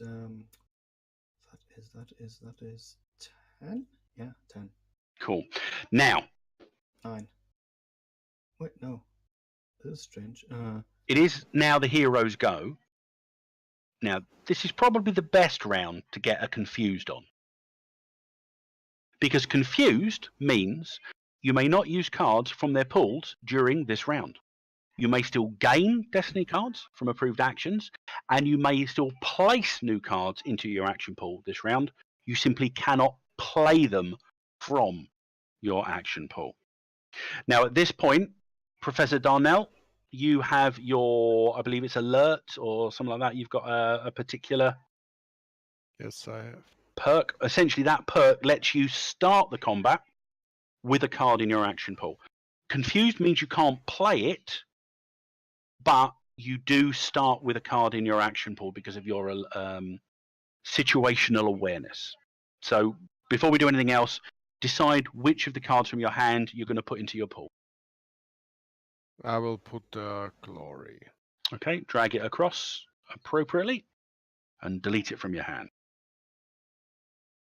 And then it's up to you guys what you do and what order you do it in. I think Remember, it Reverend is wants a to do something. dramatic scene. Before anyone attacks, I want to do the blessing to Sure. dexterity. So you're already calling out to the Lord. Yeah.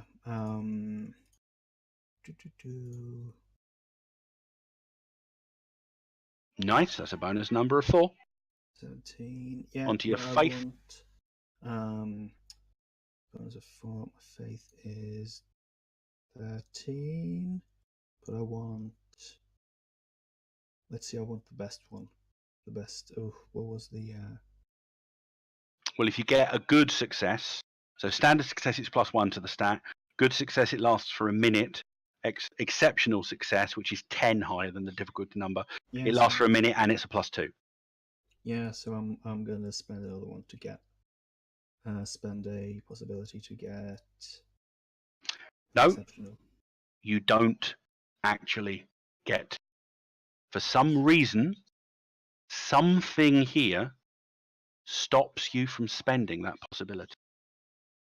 Well, it negates your expenditure of the possibility. So Does that still knock mean- it off. Right. So I lose one, but I don't. You lose one, but you don't get the roll. So they only get to use that once in the whole thing, or can they do it every single time? As many it costs them a possibility to do that. Oh, I didn't know. Okay. But can I use another one then? Nope, you can only spend one possibility on a roll. All right. Damn. Well, I'll stick with it then. Nothing else I can do. So that's So everyone's dex goes up by 1. yeah, and it's for a minute.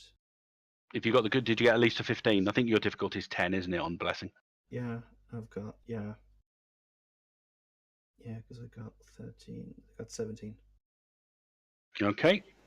Everyone remember that for the next 6 combat rounds. I keep doing 10, not 6.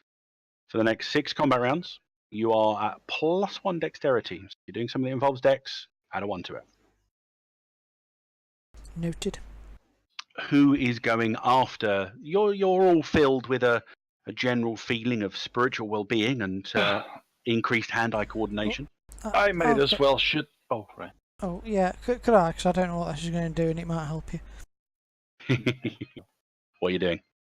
Just to remind you, Reverend Marcus, you can play a card into your pool. Alexander reconnected. And Intimidate and Trick are the approved actions currently. And there you can guess what I'm about to try and do. As the blows come in on me, one will scrape across my shoulder, showing a flash of red, a cut on there. Lena just laughs and runs her finger along it, tastes the blood in her mouth, her teeth going sort of red with her own blood, and she just snarls at her foes around her, trying to intimidate them. Okay, are you intimidating 1, 2, 3, 4, 5? 13. Well, I guess the 3 that were attacking me, I guess. So you're doing a because you can multi-target with social interaction attacks as much as you can melee and ranged attacks. Right, but it puts me at a -2 for each one. It puts you at a -2 for each additional one. So if you intimidated 3 of them, you'd be at a -4. Okay? But the effect would impact all of them, whatever you got. Okay, well, let's give it a try. Okay.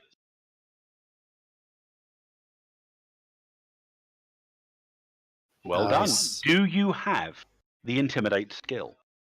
I do indeed. I have 2 in it. Then you can roll again on that 20. Well done. 39. Glory! Oh, nobody will have it in play, will they? Not yet. Well, Alexander does, but you can't use it because you can't play cards from your pool this round because you're confused. Oh, of course. So it's a bonus number of 11. So it goes down to 7 because of your -4. What does that make your intimidation total? So, hold on, 39 is 11, it goes down to a 7, and then do I add 2 on for my intimidation skill? I would just add that total to your total intimidation skill, which is spirit plus your skill. Spirit plus my skill makes it a 10, and then we add 7 to it, so it's 17.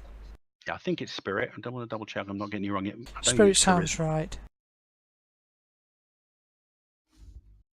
39's a bonus of 11. Yes, it is. But he's got a -4 because he's doing a multi-target. Oh, okay. It's spirit, yeah. Okay, so what was your total? 17. 17 against their intimidation. They only have 8s in defense, so you didn't get a player's call. You'd get that if you got. Oh, no, maybe. Yeah, you did. Standard give you 1 effect. Good would give you 2 effects. An exceptional, which is 10 higher, which that's what you got. Player's call. What do you want them to do? This is in addition. You can basically decide if they're going to be very stymied or very vulnerable, and then what else? Well, wouldn't they perhaps realise that I'm actually the more powerful one here than not this guy with his AK-47? It's this psychotic Lena woman? Bow down, worship me? Maybe. That's perfectly reasonable. And it was a multi-action. So first off, I'm going to give you your drama card. Nope, that's the wrong thing. That's the drama deck. I'm going to give you your destiny card. Let me just get your thrown back. So that's what you've got. You've got the action card. So I need to put thrown back in.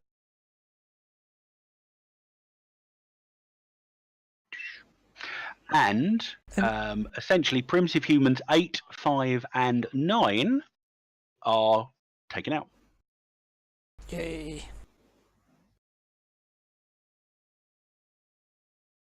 As they do realise that the female in front of them is very, very intimidating, and they head back towards basically they scatter back towards the waiting area. Well done. Who's after Lena? I want to do full auto on my gun at the boy in the Calvar vest, because you know it's going to work this time. You're going to shoot your gun at the Thunderlord. Yeah, burst this time. Alexander Brandt. Is anything in his way? So would it be worth me trying to clear those people out of his way first? He's up a bit high, so he hasn't had a chance to move yet. He's a bit arrogant in this one. Cool. What are you shooting with? A gun. Pistol? No, an M16. Ah, okay. Or I think you've got M4s, haven't you? M4 then. Get a +1. M4. Yep, don't forget you get the +1 on your decks, thanks to your brother. Yeah. Second, I'm trying to work out something. I'm going bonus to number of 0 you've got. Gonna possibly. That's trying to say. You spending a possibility? Yes. Mark it off. It's already marked off. Don't spend it or don't roll it. Okay. It is negated. Okay, that's 0 plus my guns, which is freaking stupid paper. 12. 12 then. Okay, you hit him. Not enough to get bonus damage though. Yeah, it's still the same damage. Still 13 doesn't do any damage. Blah blah blah. It failed. It took some shock, but oh, it did more this time. Yay!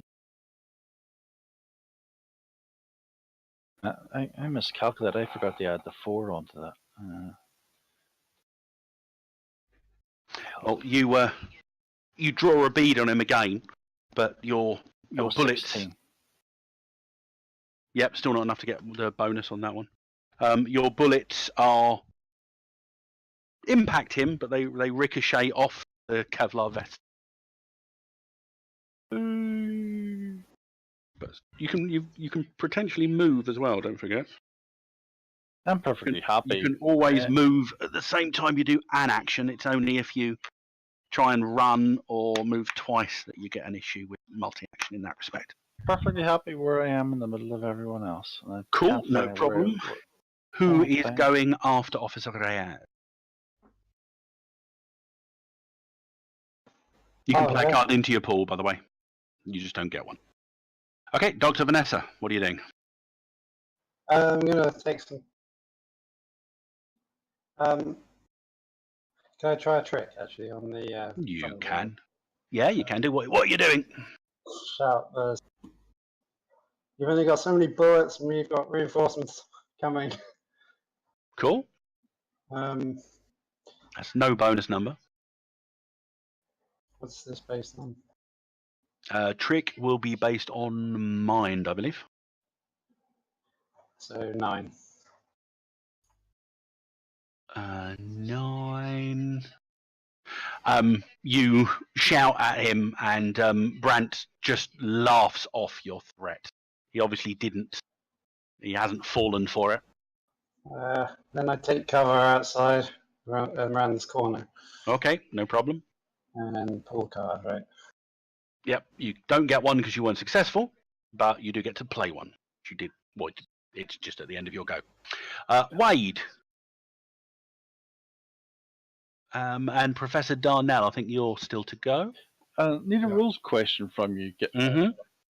You know you can't play a card that you just got on your turn. It depends on the card, but generally you can't play it. You can't play it on the action you just did. But if it's something that could be used immediately, you can use it immediately. Okay, let me ask the question. What I was trying to. Can you use it on their turn? Yeah. Okay, that's what I was asking. So Wade or Professor Darnell, who's next? I'll go. Just show us the glove. It's been waiting to use it. I can't decide. The glove does more damage, but I'm more likely to hit with my hockey stick. You could always do a multi-action. Is it classed as unarmed, the glove, or is it classed as melee? The glove's unarmed. I'll definitely do multi-action because of my whirlwind. You could, because don't forget, because we're double-checked, your whirlwind allows you to get rid of multi-action penalties, but if you're attacking more than one person, that's a multi-target, which is slightly different. So in the first game, when we did attack as multi-action, that should have been multi-target. So it doesn't. If I attack two of them, it doesn't get rid of it. Let me just double check the wording because I just want to make sure we're doing it right from this point. Now that we know what we're doing, I think it's still it negates that penalty, but it's mainly there to enable you to do a melee attack and something else without a minus. You ignore. No, this is particularly. It's the other side. You ignore the first 2 points of the multi-target penalty when using melee weapons. So it is designed to enable you to hit more than one person rather than hit and do something else. Whirlwind does sound like I'm spinning round and hitting everyone. So yeah. So it's when you're doing multi-targeting, not multi-action. But it can get complicated because you can combine multi-targeting with multi-action, so you can do something and then attack two people with a multi-target, and you'll remove 2 points of penalty for the multi-target. So you got me considering doing a multi-action then, but now it's not the bonus to the multi-action. I'll stick on these two. I always do multi-action, multi-target twice. Yeah, you could do. Quick FK. Because you can't do melee weapons twice with a multi-action. It's like Savage Worlds, and if you're doing two things, you have to do two different things. Okay, so you could go unarmed melee. Okay, so I can do an unarmed and a -2, but that will give you a -2. But then you can attack two people with your melee attack without any further minus because of your whirlwind. So you could strike at primitive within 3 and 11, both with your hockey stick, and then punch either one of them, but only one of them with your glove. If I don't kill it. If you don't kill it. It's up to you. What do you want to do? How far away is the dude? Well, you can see the scale on the map. Each square is about a meter. So he's about 3 or 4 meters away, but on the other side of that and up, raised at the moment. So I couldn't go there and attack both him and the. No, you couldn't, because he's on the other side of essentially a big hospital desk, and on top of about a 4 feet high thing on the throne.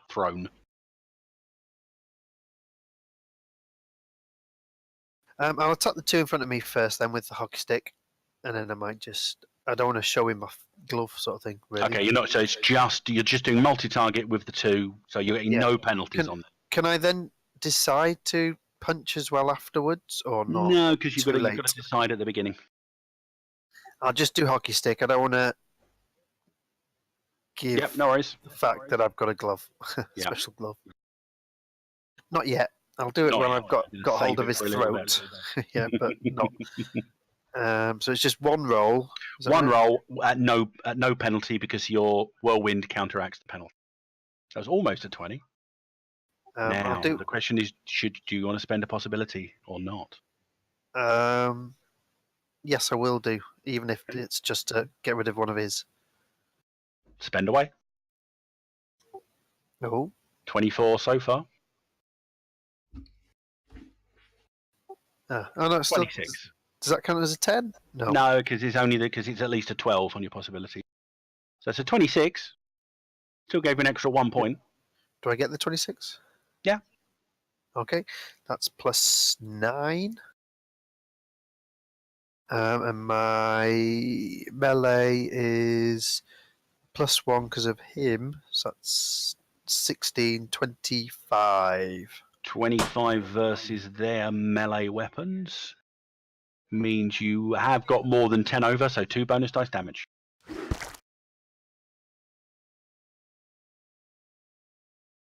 And if I recall, we double checked this last time, I think you roll 1 damage total for all of them. So that's 5, 10, 15, 16, 17, 19. How many That's is right, that? isn't it? That's, Yeah. No, is that you've just rolled one one too many. still? You've rolled 1 too many. What?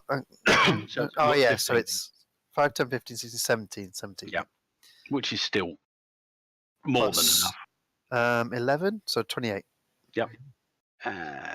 Primitive Human 3. Delete token. Did Primitive Human 3 come off of the initiative line? No, he didn't. So I delete the item off there. That would be easy, wouldn't it? And Primitive Human 11. I don't have the snazzy things for the Savage World splat. Okay, Professor Darnell. This dramatic round, you are closing off your actions. Right,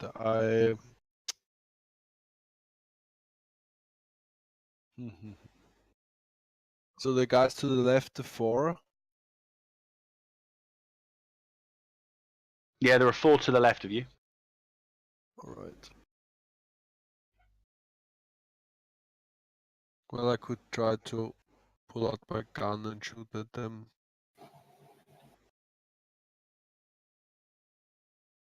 Which I probably do. Suggestion: you got pretty good mind, right? You could try to trick the Brant guy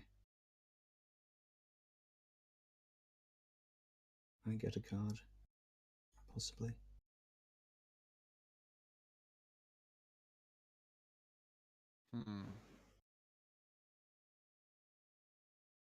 I could throw up the light ball into the air and declare myself the Lord of Light. A bit of nice trick. Yeah, so you're tricking the primitives rather than... well, Brand could be affected by that as well, because depends how you want to work it. But so if you want to do a trick, you're trying to trick the ones directly in front of you. You don't have to attempt all of them. You can just decide I'm tricking the ones immediately in front of me, so just 2 of them. That'd give you a -2, but whatever you do would impact both of them. But that's a good trick. I like that idea. Also, it's Okay, quite murky in here at the moment, so that would illuminate the entire area. Okay, I will try that one. That's cool. So generate a bonus number and add your trick skill or your mind stat alone if you do not have the trick skill. Okay, so I have trick. Oh my god. And unfortunately, you are attempting a spend- trick with a Tech 27 device. Oops. Uh-oh. Can I use a possibility? You can, but you won't negate the fact that you have just disconnected. Oh, great. So it's probably not. I know you can't because you've disconnected and you can't spend possibilities. The instant you disconnect, you reach into your bag and you throw the thing up into the air. And as it reaches the apex, it sparks and drops to the floor at your feet. And you're left desperately trying to remember who was I throwing that rock at. And it's the next round. You are currently disconnected, same as what's happened to other people. You are unable to spend possibilities. You can't do anything that is outside the limits of the living land reality. So you're thinking a bit more feral, primitive caveman at the moment. Think in simple terms more than anything else. And on each of your goes, you will automatically attempt to reconnect. Well done. You can still play a card into your pool, though. All right. Next round. Not like this. Okay, we are still in a dramatic scene. You have gotten initiative. That was a bit of a weird way of saying gotten. You've got an initiative. However, you're all fatigued for one reason or another. So all of you take 2 shock. How many shock can I take? Equal to your spirit. Oh, well, I started with kind of none. Did that? That would have recovered during the time you were at the tower. So Sorry. you took 3. 1 when you were running down the stairs. You took 2 earlier from getting bonked over the head, and you've just taken another 2. So Okay. 5 down. Got you. So it's actually Yeah. right. Yeah. Somebody else asked something there? Or 2? You answered me. Yeah. It's Argo, so no, it's Argo. Yay! Does anyone So, want to do anything first? Who is going first on your side? Game on. Sounds like Wade wants to go first. Oh. Right, can I jump at him then? So, do you want me to shoot them first before you jump on them? No, because Seriously? you'll miss. Okay, good. Okay, you do this. You At do least this. I and can tell you. hit people. Okay, I'm just saying to you. Okay. Go on, you shoot them. Thank you very much, because I would You'll- fire all that rounds of bullets in you. Yeah, I know. You'll You're a- roll a 1 and disconnect, but it's fine. I can't disconnect. Let me Yeah, you see. can. Of course No, you I can. can't. I've got Ram Runner. I don't disconnect. Oh, the first time, yeah. Yeah. Let's see. Is anyone else planning on attacking the Oh, it's intimidate and maneuver are the approved actions this round. thunder guy? Yeah, I'm going to charge him. I'm gonna shoot them in a minute. Okay, because I. Oh, okay. You rolled. You can go before me if you're going to. Yeah, I think Scary. people are attacking. Shouldn't they go last? And everyone who wants to debuff go first, and then it seems more tactical. It is more tactical, but Officer Reyes is doing. She's her own woman. Yeah. Doing her own thing. But some people aren't talking fast enough. We spent ages, me and Gaz, describing what I was doing, and no one said, "Oh, I'm going to do So, a debuff." You got a -2 at the moment. No. What's your I've combat still, total? no, wait a minute. I've got a +1 from the spell. You do indeed. Minus- Miracle, not spell. Minus There's a one. difference. -1, and my thing is 11. Okay, you hit him, but no bonus damage. It's just the same 13 again. I forgot to do full auto. Damn it. Doesn't matter. Only 1 bullet. Well, he does appear to be getting winded as a result of this, but that's about it at the moment. Who's going after Officer Reyes? I'll let the Rev, is it? Yeah. Right. I'll sort of stare him down and sort of stretch out my arms and say my most powerful voice. Wait, where was it? Ooh, I'll get you. For behold, the Lord cometh of his place to punish the inhabitants of the earth for their iniquity. Cool. Something like that. Can intimidate just against him. Yeah.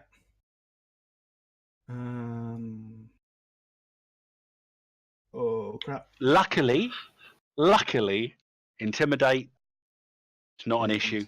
Yeah, and I'm gonna play my hero card Okay, to add. and that would be a possibility, which could be negated, but is not being. You must be running out of possibilities by now. Do they start with 3 as like us, or do they get I'm not saying.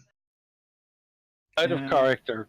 Does NPCs have chances? They have a finite number of possibilities, yes. Okay. Yeah. In the book, they totally recommend, hasn't he? oh, you should be open with all of the stats.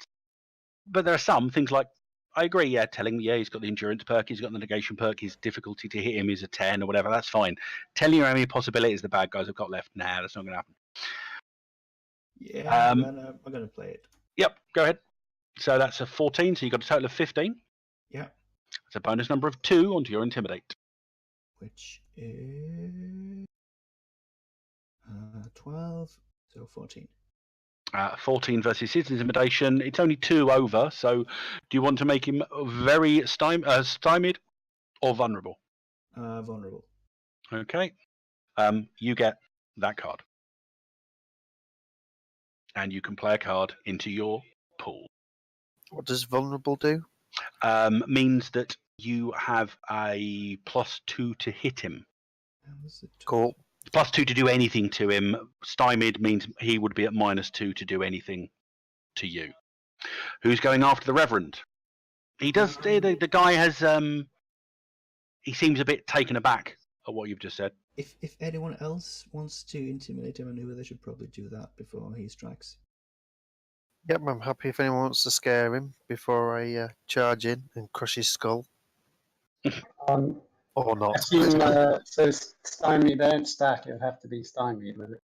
Well, he's currently vulnerable. You could make him very vulnerable or stymied, because you can stack each condition twice.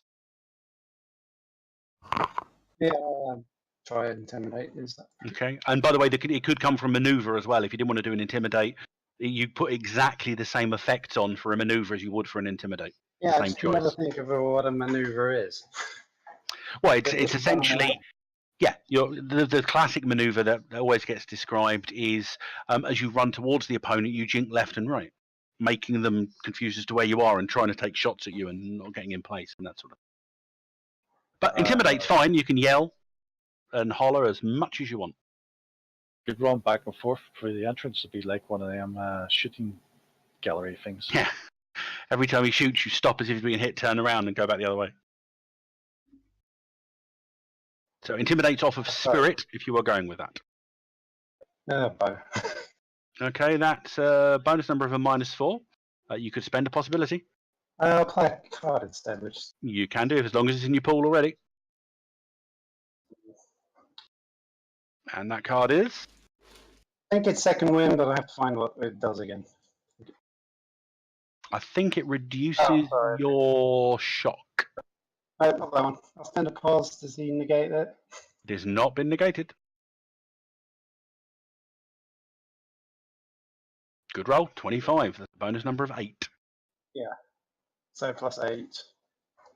To your base spirit or intimidate if you have it. Yeah, 8.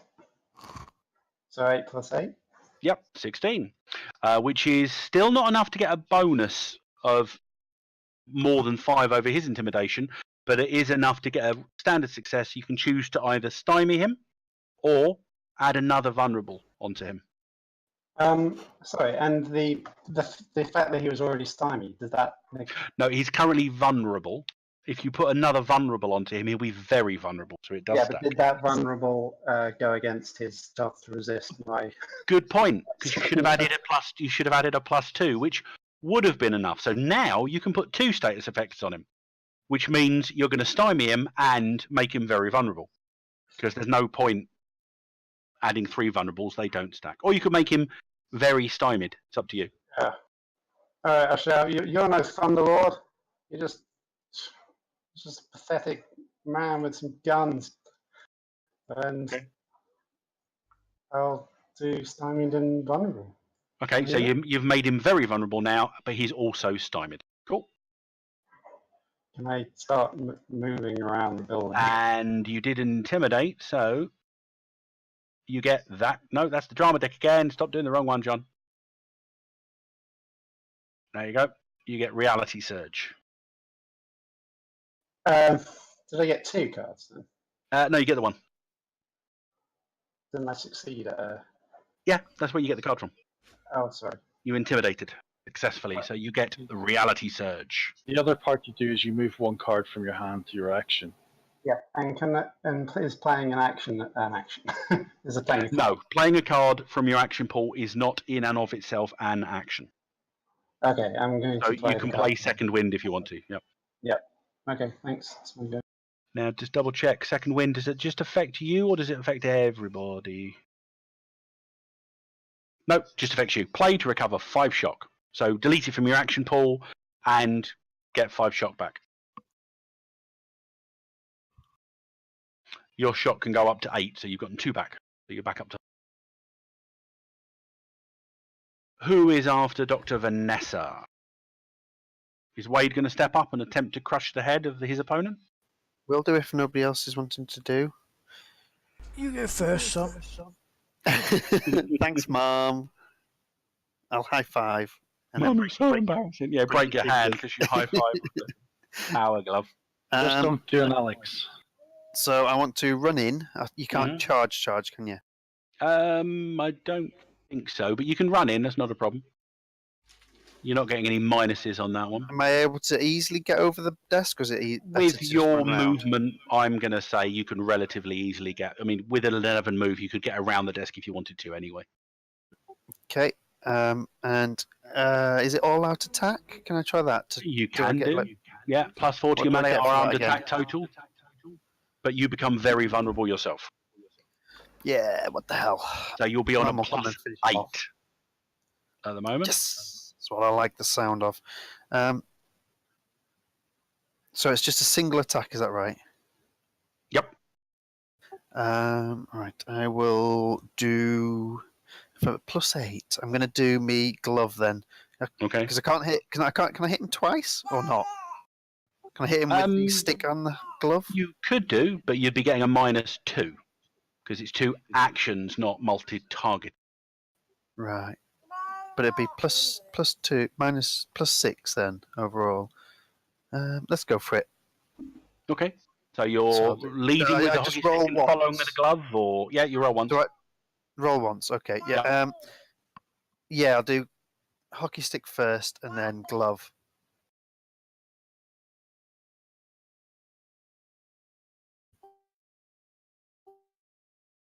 It's number of 6.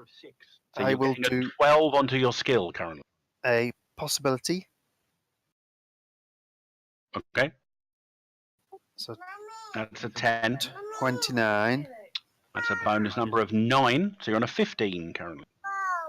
15 onto my 16. Because of the bonus dex. 12. Yeah. So 16 and 12. So it'll be 31 and 26. Do I need to get any higher than that? I don't think so. I could roll another dice if needed. Okay, so firstly, the hockey you leap over, and you launch yourself at him to get the extra height, bringing your hockey stick around in an attempt to, firstly, probably disarm him and knock him off his perch. So you are getting 2 bonus dice damage on the hockey stick, most definitely, because your 31 is higher than his unarmed combat of 9. Damn it, only 16.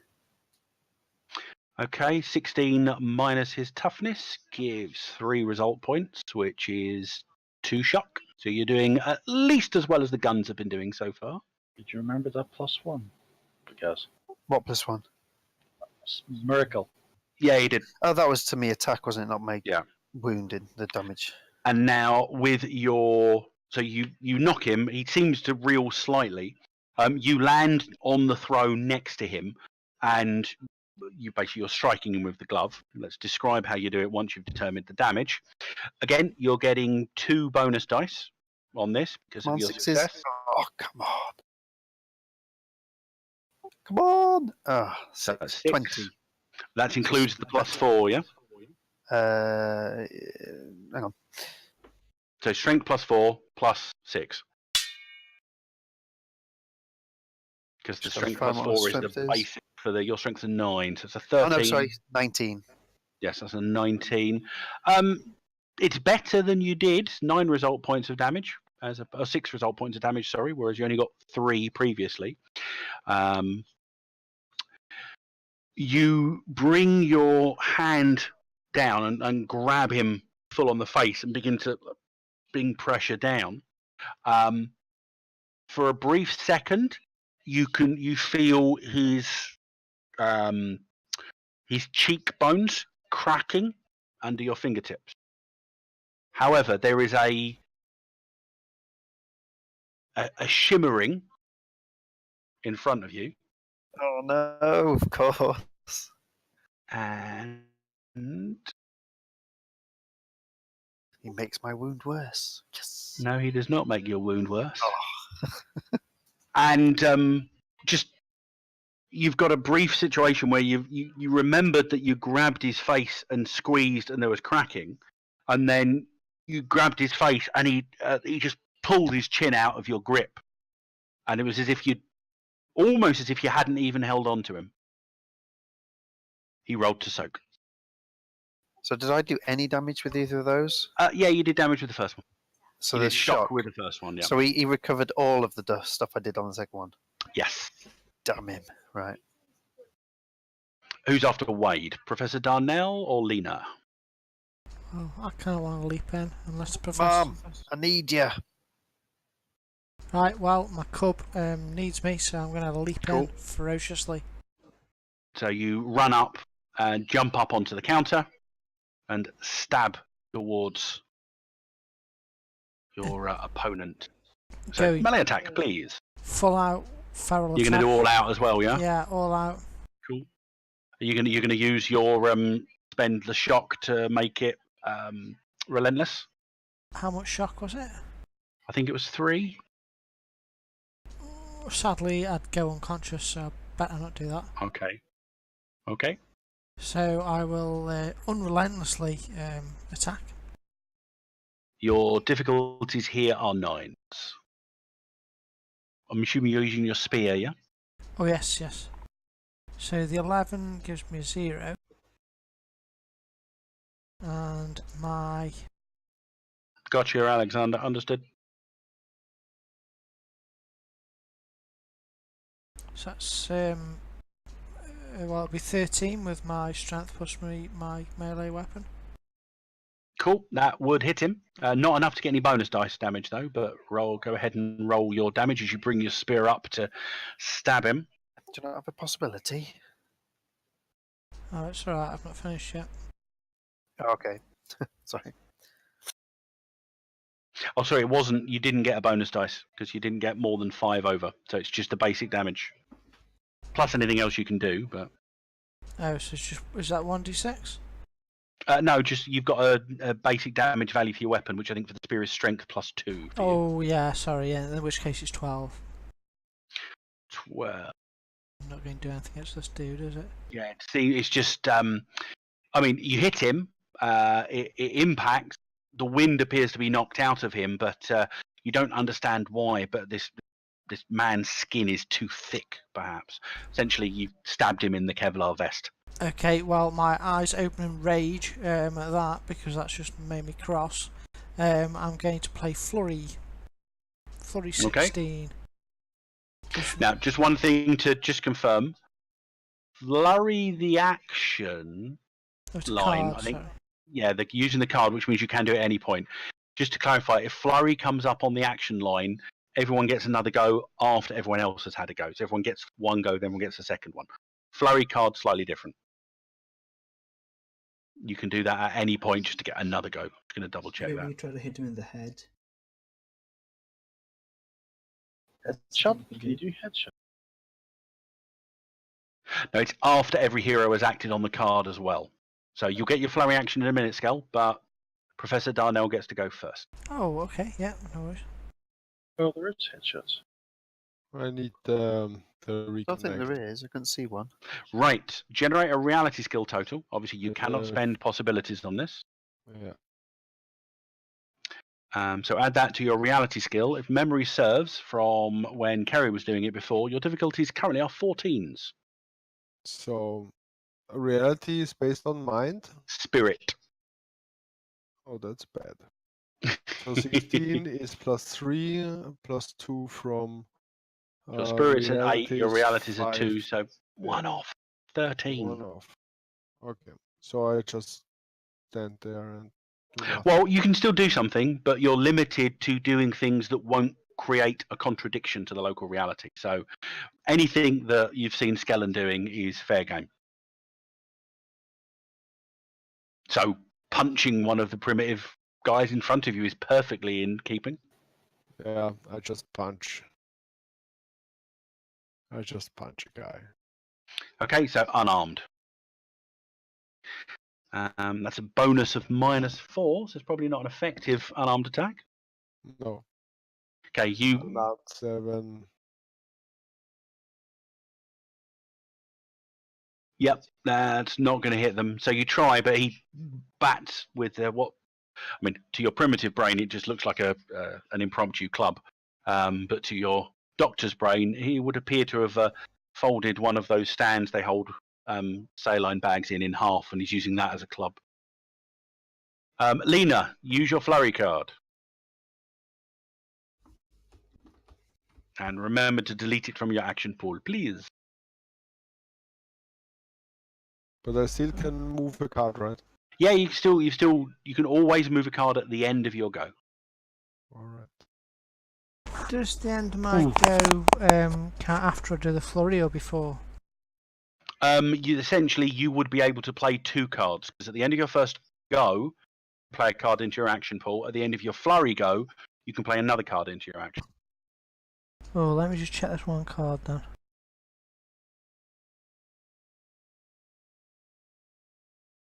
Flurry is quite powerful. Essentially, it's an entirely another go for all intents and purpose.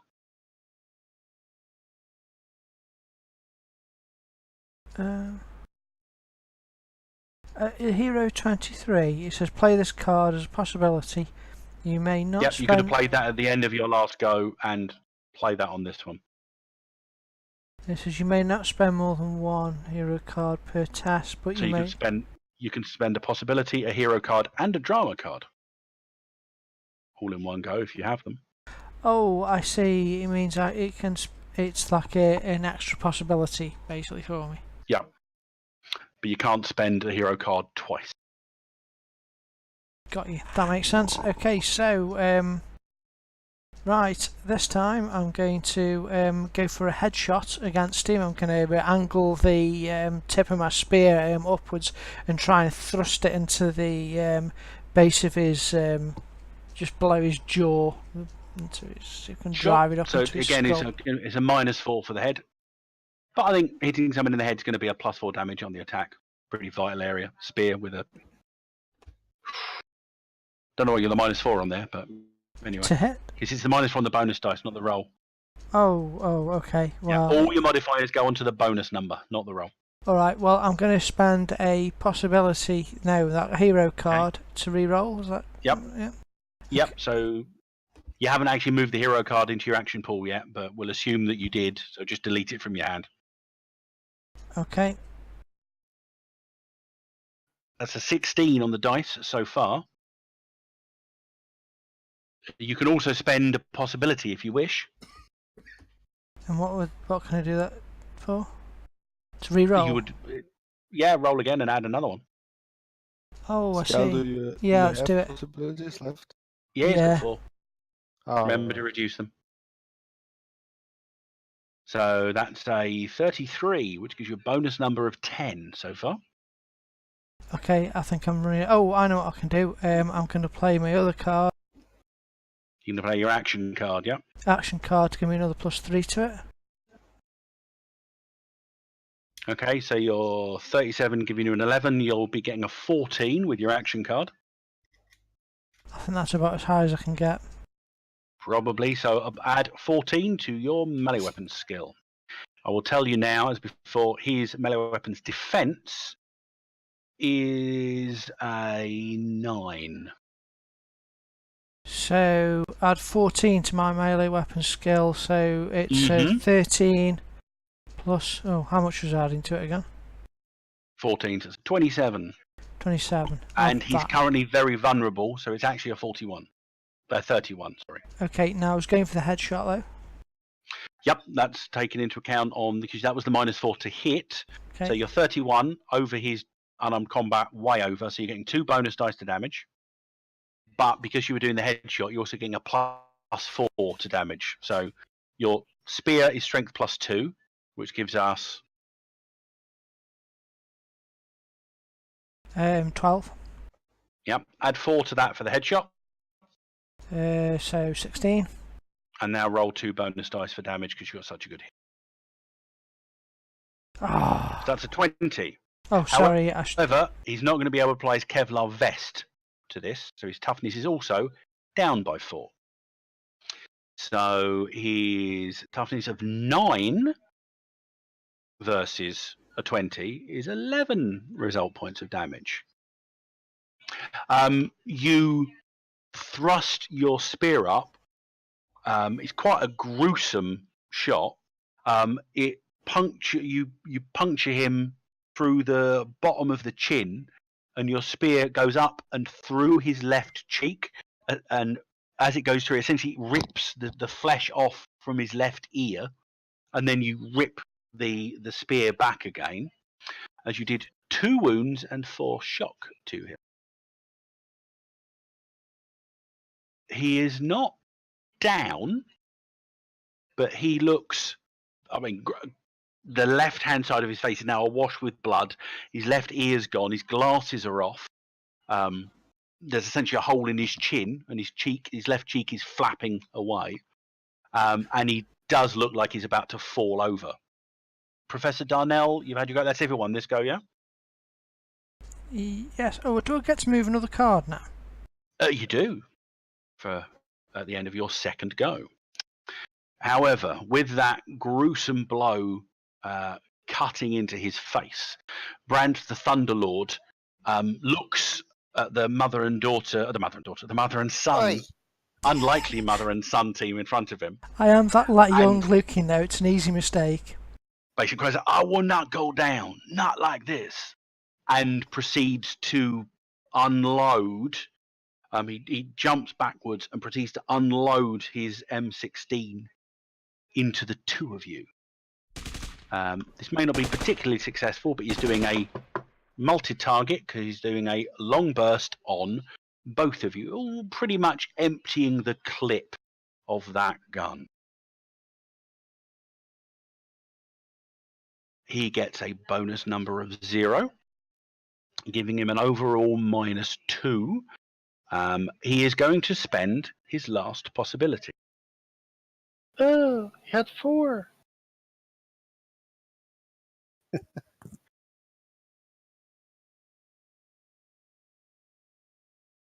I counted down.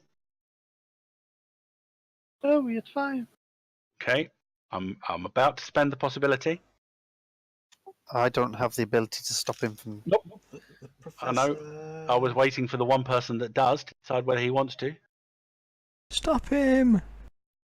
Alexander, are you negating his attempt to spend a possibility? Yes, sorry. I can't. I'm disconnected, right? Good point. Well done. Spend the possibility. Damn it! It's a 10, so it's a 21 for a bonus number of 8.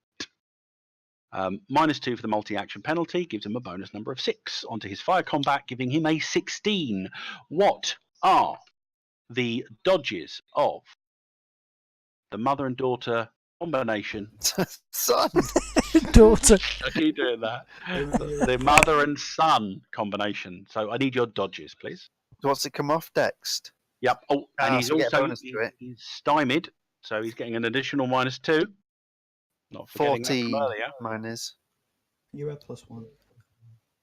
Mine's 14. And what is Lena's? If we've got a +1 to it, it's 12. Dodge. Okay. You are both hit. Just. I'm sorry, it didn't happen. I pulled my Opponent card. fails. So that was in your pool, I'm assuming? Well done. Oh, yep. Last turn. That He was my first card. he leaps backwards and brings up both guns. But as he goes backwards, he just unloads the guns, but his aim is so ridiculously off that he just takes out like 3 or 4 of the ceiling tiles. You are both peppered in dust and polystyrene or whatever passes for ceiling tiles, possibly some glass fragments, but you are not wounded. Well done. I can tell you now that he should have had a +4 against us both as well, because we both did an all-out attack. Good point, you did. Now it doesn't matter. The card saved you. Which would have meant he had a bonus dice of damage on Lena, but not on Wade. She's Actually, he would have alright. done because I didn't add the long burst either. Because he did rapid fire, so he would have been getting a +4. So he would have had 2 bonus dice on Lena and 1 on Wade. So well done, Officer Reyes. That was a well played opponent fail. I thought it would be a Well good done. card to have him at pull because it was so handy against so many bullets. Right, that would be the 3 primitive humans that are wailing on Professor Darnell. That's a bonus number of 7, +2 for the ganging up equivalent. That's a 9. They are skilled in melee. Yep. So they roll again. It's a 39. That's an 11. Right. Bonus number of 11 onto Professor Darnell. 13. Does a 22 hit the professor? That's for I think. sure, I guess. I think it does. It hits by more than 10 as well, doesn't it? Yeah, I'm at toughness 7. Okay. So they get 2 bonus dice. Multiple blows rain down on you. Strength 17 attack on you. What's your toughness? 7. So that's 10 result points. That's 2 wounds and 4 shock, which you cannot do anything about because you are currently disconnected. 4 shock. Yes. I'm down to 1 shock and 1 wound. Okay, but you're not out.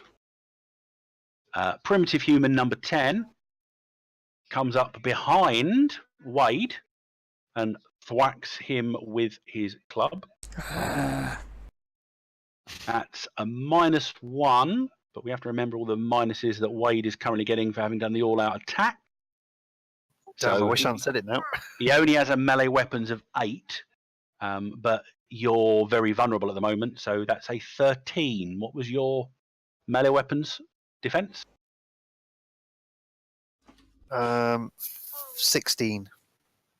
Yes. He misses. That's only because you're getting the +1 at the moment, isn't it? And It's still a bit primitive human. which would have missed. Yeah. Meaning primitive humans continue to wail. One of them goes on to Officer Reyes, and the other one goes on to the good Reverend. The first one on Officer Reyes gets a bonus number of 6, making his melee weapons attack a 15 on Officer Reyes' unarmed. What is Officer Reyes' unarmed defense, please? Oh, sorry, I was dreaming there. On your unarmed defense. 11 then. So what has he got, a 15? No, it's 12 now. Sorry, I got the +1, didn't I? Okay, well, it's still not enough to give him a bonus dice, so you take 10 damage. My toughness is 8. So 2 is 2 shock. And onto the good Reverend. His pugilistic prowess is enough to prevent him from getting hit. So, you weren't ending. Not like this. Remembering it's still a dramatic round. The tough get going, that's what they say. For him. Okay. Surge. Surge. Everybody, go first. Please roll me 1d20. Except for Oh no. Professor Darnell and Lena. Are we all going to disconnect? As a particularly powerful whom of energy from the living land comes over the area. Well done, Rev. Is that everybody? No. Prof. Oh no, not the prof. The The doctor. Okay. Doctor. The surge passes. Decide amongst you who's going first. Just need a 30-second AFK. Do the buff bots want to go first this time because they moaned so much last time? Baby is upset. I think they should. I'm not upset. I just What's the doctor doing all the way down there? Where's the doctor going? looking for a way in. And manoeuvre. She's waiting for the Uber. I just think standing in the same room as a guy with 5 AK, whatever, is a bad idea. It's very wise. We've got a bunch of heroes here, haven't we? Yeah. Excuse I'll me, just we try didn't. We went on a boat trip. There was no sign here if you want to be a hero. It didn't say that in the small print. You signed up when you did police training, surely. And you, army woman. The two that police actually training. should be, the two of you that should Police training. actually be heroes are the No. wusses that keep running away. She's army emergency medical Take cover technician. and shoot And a back. doctor, she should be running towards danger and helping. And the police woman, We've got the soccer disgraceful, absolutely disgraceful. I The just more important thing is who's going first. we just Yeah, ended we up could bickering. Yeah, we did get around to that. the professor wants to reconnect. Well, we can attempt that first if you wish to. Go It's for on it. your action, so you need a 14. So you know what you need to get. It's going to be difficult. Got 13. Oh, sorry, +1. 13. 13 gives you a bonus So- number of a 1. That's not going to be enough. You're still Yeah. in primitive mind mode. Alright. Then I'm going to punch again. Okay. Melee, unarmed combat. I'm away from the screen. I'm assuming that So wasn't a particularly good roll. It's a What do you one. get? The perfect roll to end the night. It's a good job you didn't roll that on your reconnection, because then you would have had the same situation that Kerry had last week, which was the decision of spend a reality skill or become a denizen of the living land. I just throw myself into the spears of those Neanderthalers. Okay, understood. Well, you hurl yourself ineffectually against them. Luckily, Yeah. they're clubs, not spears, so there's no sharp points to impale yourself on. Well, I guess with the natural one, I found a splinter or something. Impossible. But you're not particularly wounded or anything like that. So, but yeah, you're certainly at a distinct disadvantage right now, which I think maybe the others might be starting to notice. Not that they've actually noticed yet. They're dealing with the major threat. What did you get? Who's- What would you have got anyway, Alex, with your roll? Not the attack roll, the other roll. 13. No, that's What do you mean? your total. Yeah, no, it wouldn't have been enough because it was a 13 to bonus number of 1 onto your reality skill. My reality skill is. Yeah, because I've got a 2 +3 versus thing, so that's what I was That's asking. all right. So you got a supporter card. That would have been a 10. He would have got an 11. So yes, he needs a 14. I could use to help him because in this game you have to actually tell people the scores so they actually know Yep. if your cards are going to work. So I'll do that in the thing. So your attempt to remember who you are and what you're doing here, Officer Reyes, either just her presence there as being a representative of your reality. She's still got a New York uniform on or whatever she's had. She's certainly got a gun out and she's yelling things. Just triggers some memory and just flares that connection that you'd lost. Just let And you Gaz know. reconnect. Just let Gaz know. Gaz, I was being supportive. Yeah, but nobody actually knows that. Oh, the professor does. So you can read your action, Alexander, because you just reconnected. Alright, so now I throw a punch, which is still a 1. That's what you're going to do. My goodness. But you know you're throwing a punch this time. Yeah. But you could also spend a possibility now, should you wish to. You've still got 6. True. I have so many possibilities at the moment. Have you got Okay. 6? Give them to me. Down to my 1. Alright. Let's try this again. We know he is. So that's a 15, giving you a bonus number of 2 onto your unarmed. Onto my unarmed, which is 7, so that's a 9, and that's not good. I use another possibility. Is it possible? No, you can only spend one possibility. But Okay. if you had cards, I don't think you have. You've got no, a very cool card you could worry about using, though. Third one down in your action pool. However, the third one. Yeah, well, a yeah, 9 is transfer, enough yeah. to hit. A 9 is enough to hit. A 9 is enough to hit. Yep. Okay, so that's damage.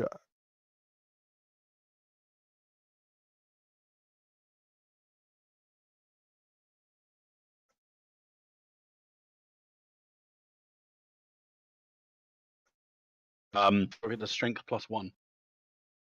So your strength stat is a Is 7, which versus their toughness is not enough to exceed it, but it's also not enough to be 6 less than their toughness. So you do 1 shock to primitive human 1.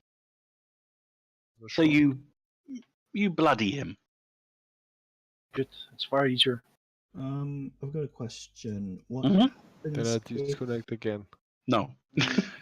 You enjoyed what that too much. happens if I do a multi-targeting thing, or like a multi-action with 1 interaction attack, and then a melee attack, and the interaction attack gets player's call, so that I can make them run away. What do I? Can I get to target another one with the? Oof. Well, they wouldn't really get to run until their action anyway. Right. So it would still be on the same ones, the same opponents. Anyway, who's going after the professor? Anyone Alright, guys. buffing or gotta go. debuffing? I've got a slight problem. Have you got to go, Alex? Yeah.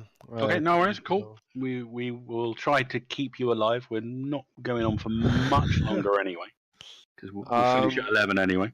If anyone needs, John, please use my transfer card Will do. to give them my possibilities. Or some of them anyway. I think you can. All of them. Give him. I'll take them all. I don't think you can do all of them. Damn it. Oh no, yeah, any number of possibilities to other Storm Knights. Any number, yeah. Any number.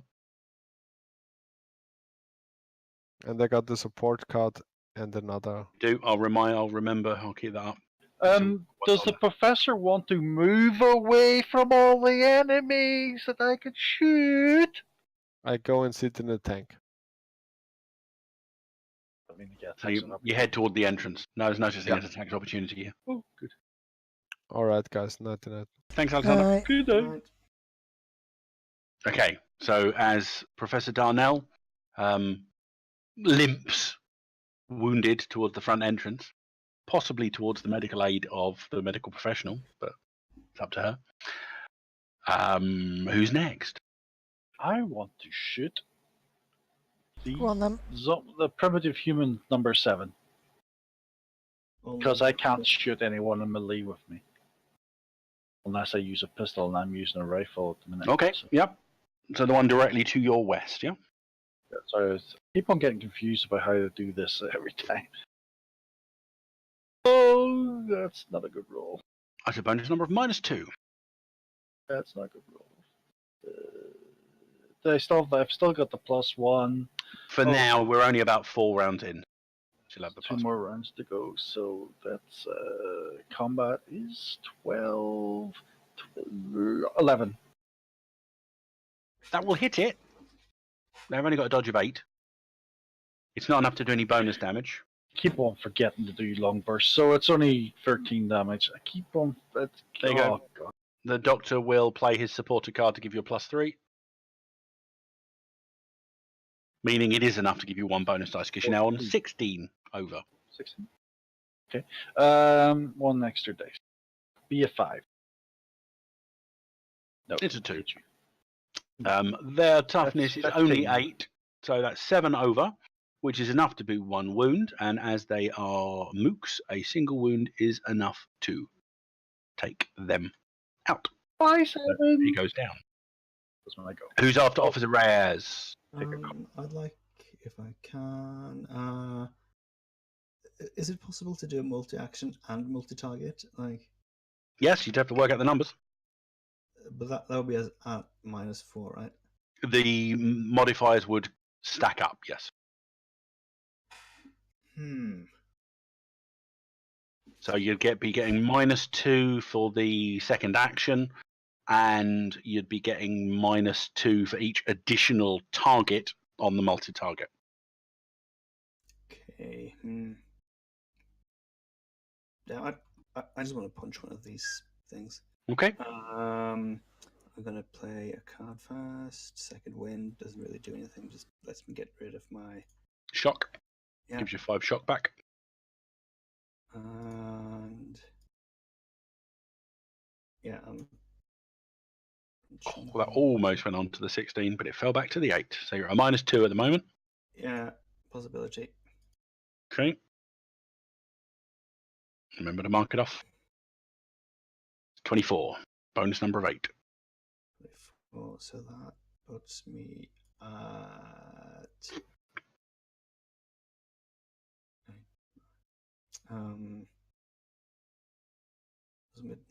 was it 19? Okay, 19 versus his melee weapons. That's a 9. So you got 2 bonus dice of damage. Yeah, right. Oh, wrong die. That is the wrong die. That would be a fate die. We aren't playing fate. That would be a reroll. That would be another 5. Woo. So 15 Nice. onto your basic punch damage. I think yours is strength +2 because of your pugilist stuff. Yeah, so it's 10. Then, 25? Yeah. Woo. Was that the one next to your sister or the one nearest the door? Nearest the door. Number Okay. 6.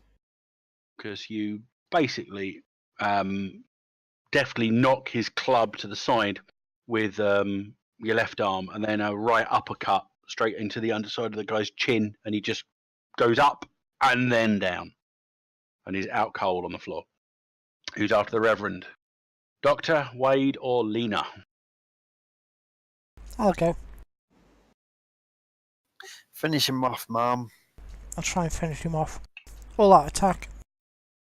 Okay, so you leap down and stalk around towards him. Good roll.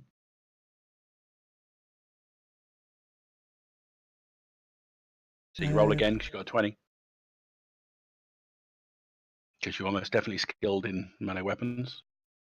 That was weird. Out of 13. It showed 13. Yeah, but what 11. Not a problem. 31 or 33, it's still the same bonus number. So that's a bonus number of 10.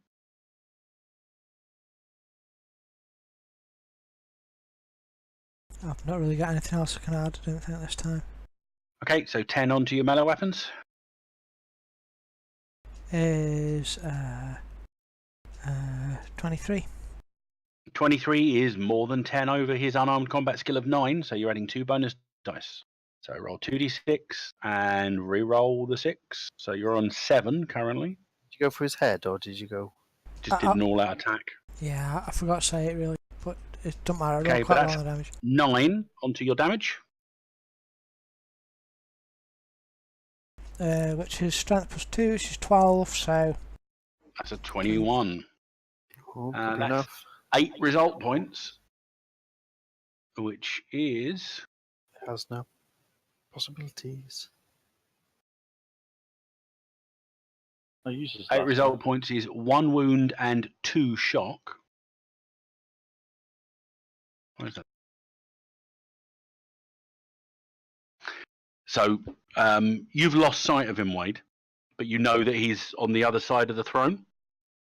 You see your mom jump down, move with this newfound jungle cat grace that she has, and you just see her raise her spear and then stab towards something that's on the other side of the throne, and the spear comes away bloody, and she has a look of satisfaction on her face. He went down.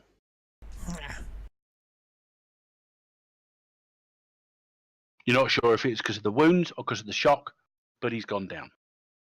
who's following on after Lena. Shall I go then? Yeah, go get him, son. I'll turn around and punch this one that tried to stab me in the Sure. back. Melee weapons target of 9.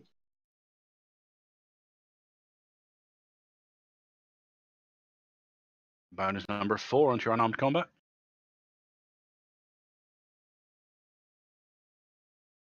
Unarmed is 13. 17, 18 because he's still getting the +1s. Sorry, that's including the +1. Okay, 17 then. I forgot to do all that attack. Damn it. Okay, 17 versus him. That's not enough to get 2, but enough to get 1 bonus dice. So strength he's only plus in 4 blue. plus 1d6.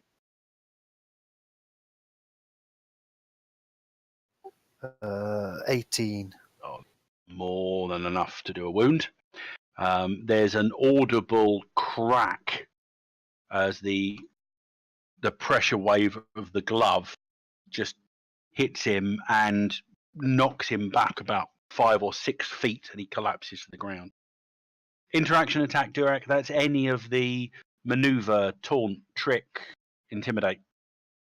There's a thing called suppressive fire, so I was wondering what it did as an interactive attack. Use fire combat as an interaction attack.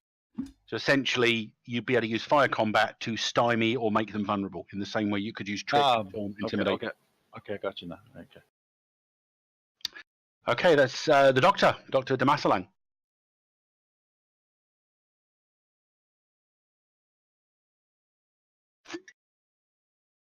What's she doing? I don't hear any voice, Kerry. We're not hearing anything, Kerry.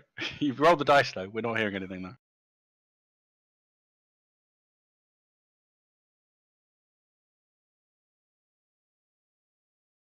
What dice did he roll? It looks like a d12. That's better. Let's roll the right dice. Still not told us what you're doing. Shoot human 2. Right. So you're shooting through the broken window at the human in the doorway of the office. Yep, no problem at all. So a bonus number of 3 from your 16.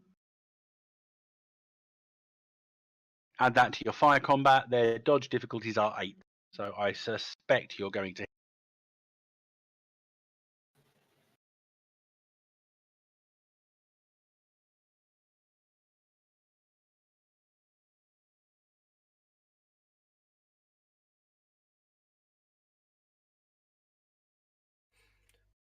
Yep, that definitely hits him. Not enough to do extra special damage, so no bonus dice. But what's your basic pistol damage?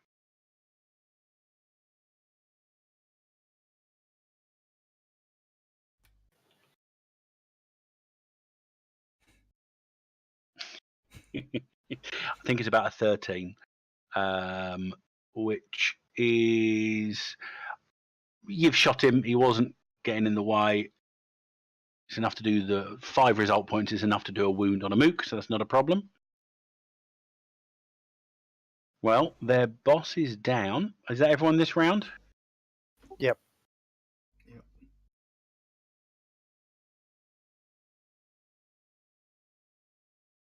Okay. You spot a weakness, which might be a good thing. Yes, we do. But the same wave of strong living land reality passes through their area again. Everybody except for Lena needs to roll a d20. Shit! Damn it!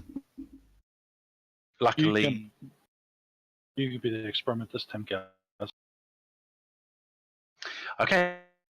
Wade, disconnect. No! Now, the issue you've got here is your glove's still on your hand, but it's not usable, or it's phasing in or out. Essentially, it's looking, it's turning into sort of like a sort of a leather, sort of like fingerless glove or that sort of thing. It's not even a brass knuckle duster.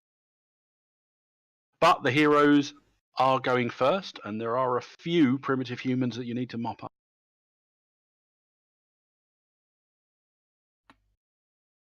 Maneuver and taunt are approved in this round. They may not be aware that their lord has fallen. He did fall behind the throne. Okay, I'm going to try to taunt 2 of them. I guess I could. I mean, you're all facing in the appropriate direction, so you're pretty certain he's down.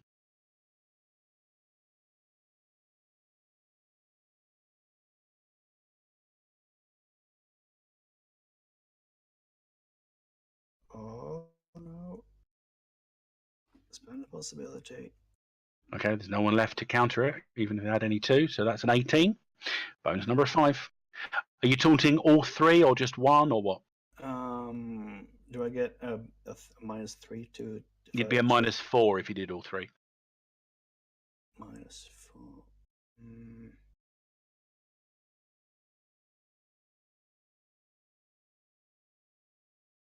Yeah, okay, I'll just do. Wait. Yeah, I'll do.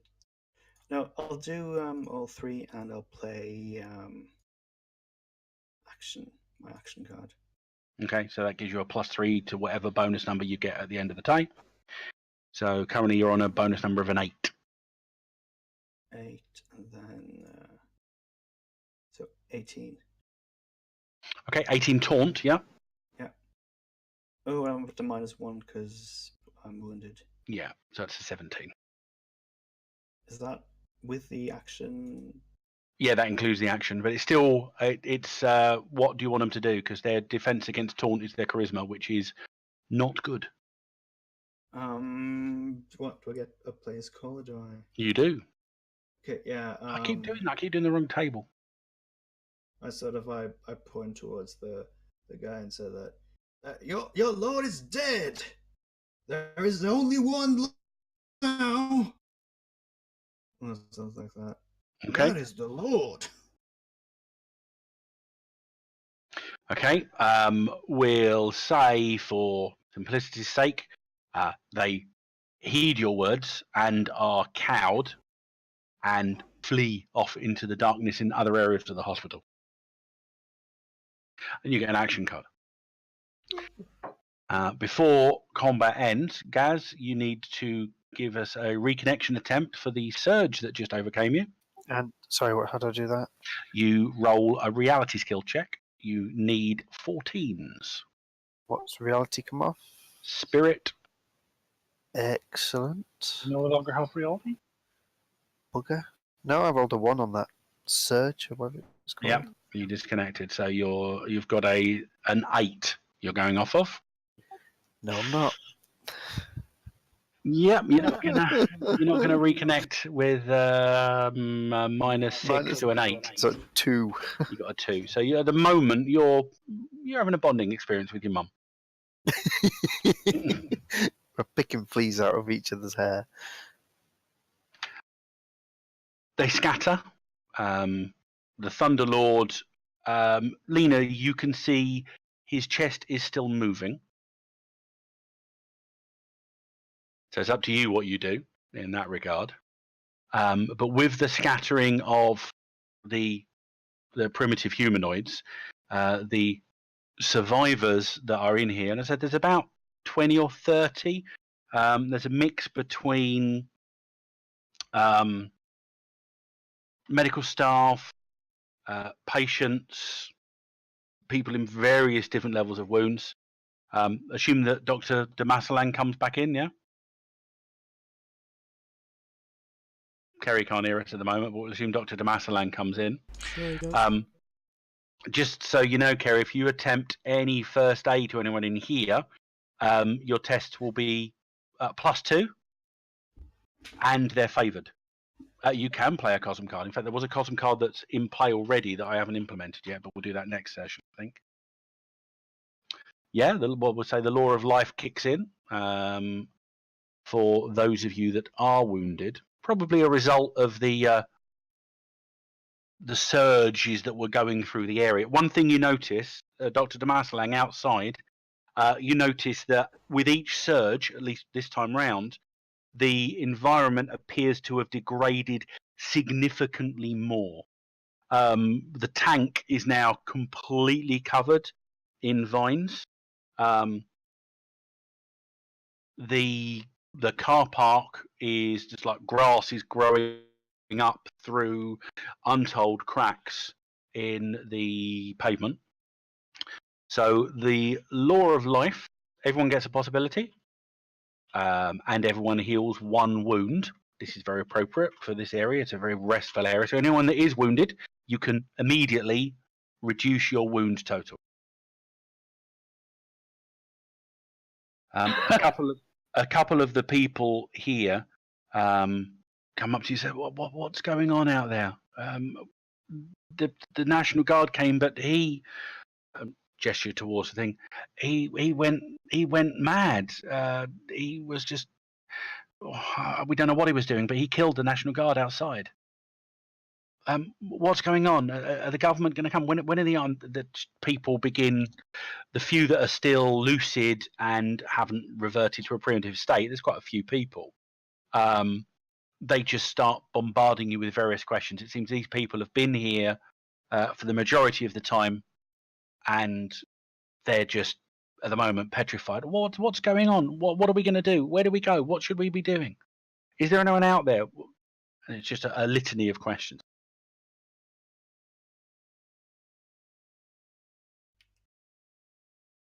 I'll say we're evacuating the area. We're heading to Philadelphia. You'll come with us. We'll stick together. We'll get out of this. There's a series of nodding. A number of the nurses start trying to ready the walking wounded. You're going to be moving with a group of about, well, if you include the people from the ferry and the doctor, the captain's now had a head wound treated. You're going to have a group of about 35 people with you. Yeah, you have time to. I'll tell you in a second what weaponry and other stuff that the Thunder Lord had on him. I'll tell you that now, actually. Okay. So he had 5 M16s. 3 of them are fully loaded. The ones he was shooting, however, are down to 10 shots apiece. Now, the Kevlar vest he had is essentially +4 Tech 23 armor.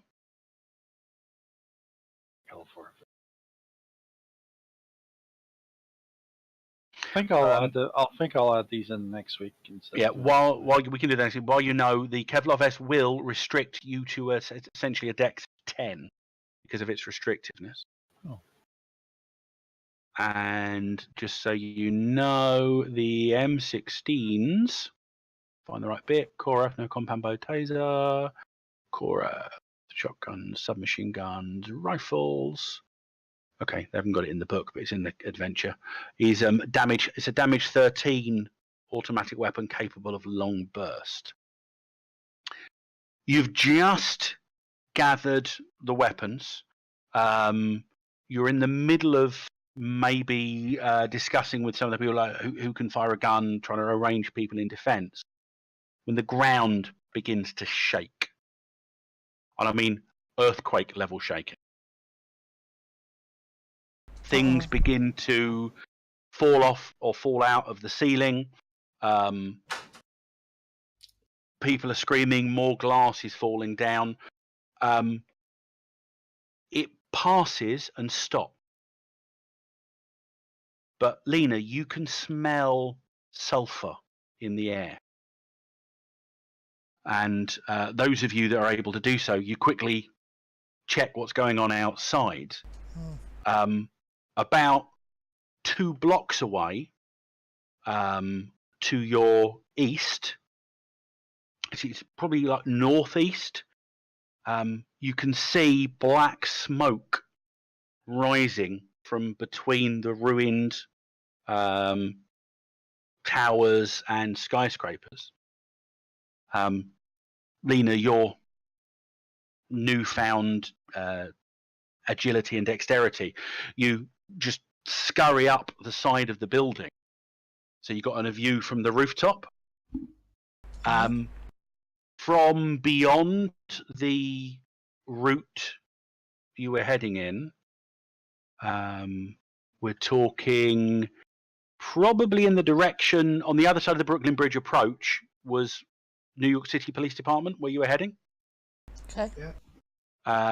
Not that you necessarily know in these terms, but where the New York City Police Department was, and probably a good 90 to 100 meters all around it, there's a volcano that wasn't there before, and it's erupting. You can see red hot magma cascading down its sides. A great plume of pyroclastic ash and smoke is churning up out of the top of this. You think you've probably got about 20 minutes. Bad Mountain. Well, you can't think in those terms because you can't think in terms of minutes, but that's how long you've got. That wasn't there before. Bad Mountain, run. We'll grab hold of Wade and tug on his arm. And with, I just need to double check, Perils of the Living Land. Yep, everyone gets one possibility for the Peril of the Living Land that just kicked in. It did so. Didn't you? Oh, maybe I did. I don't know. You said earlier you played it. I guess. And with you leaving the hospital, we finish Act 2. And with the large group of refugees with you, we move on to Act 3, Exodus, when you begin to leave the hospital. Everyone gets 5 XP, Yay. which you can spend now if you want to. Everybody's possibilities refresh to 3. Wade's refreshes to 4. Does it go down if you've got more than? Yes, it does. Damn it! That's why you spend them. I'm disconnected. I've always been disconnected. Give us another reconnection roll. Not gonna happen. Well, it needs to, otherwise you're stuck like this. Yeah, you're stuck for now. So we'll get into the next one. What do I need? Well, you need a 14. So I need 19 or higher to get a 6. You see, you can spend XP. Can I double check this? Skills How is do I, the new points. So if I went What from you're 2 to going 3, to 2 it to 3 costs would 3. cost 3. Yeah. Okay. I will say if you elect to spend any XP increasing your reality skill, I just will did. assume that will reconnect you immediately. oh, And I'll end the stream here. Thanks for watching. Thanks, everyone. if I put my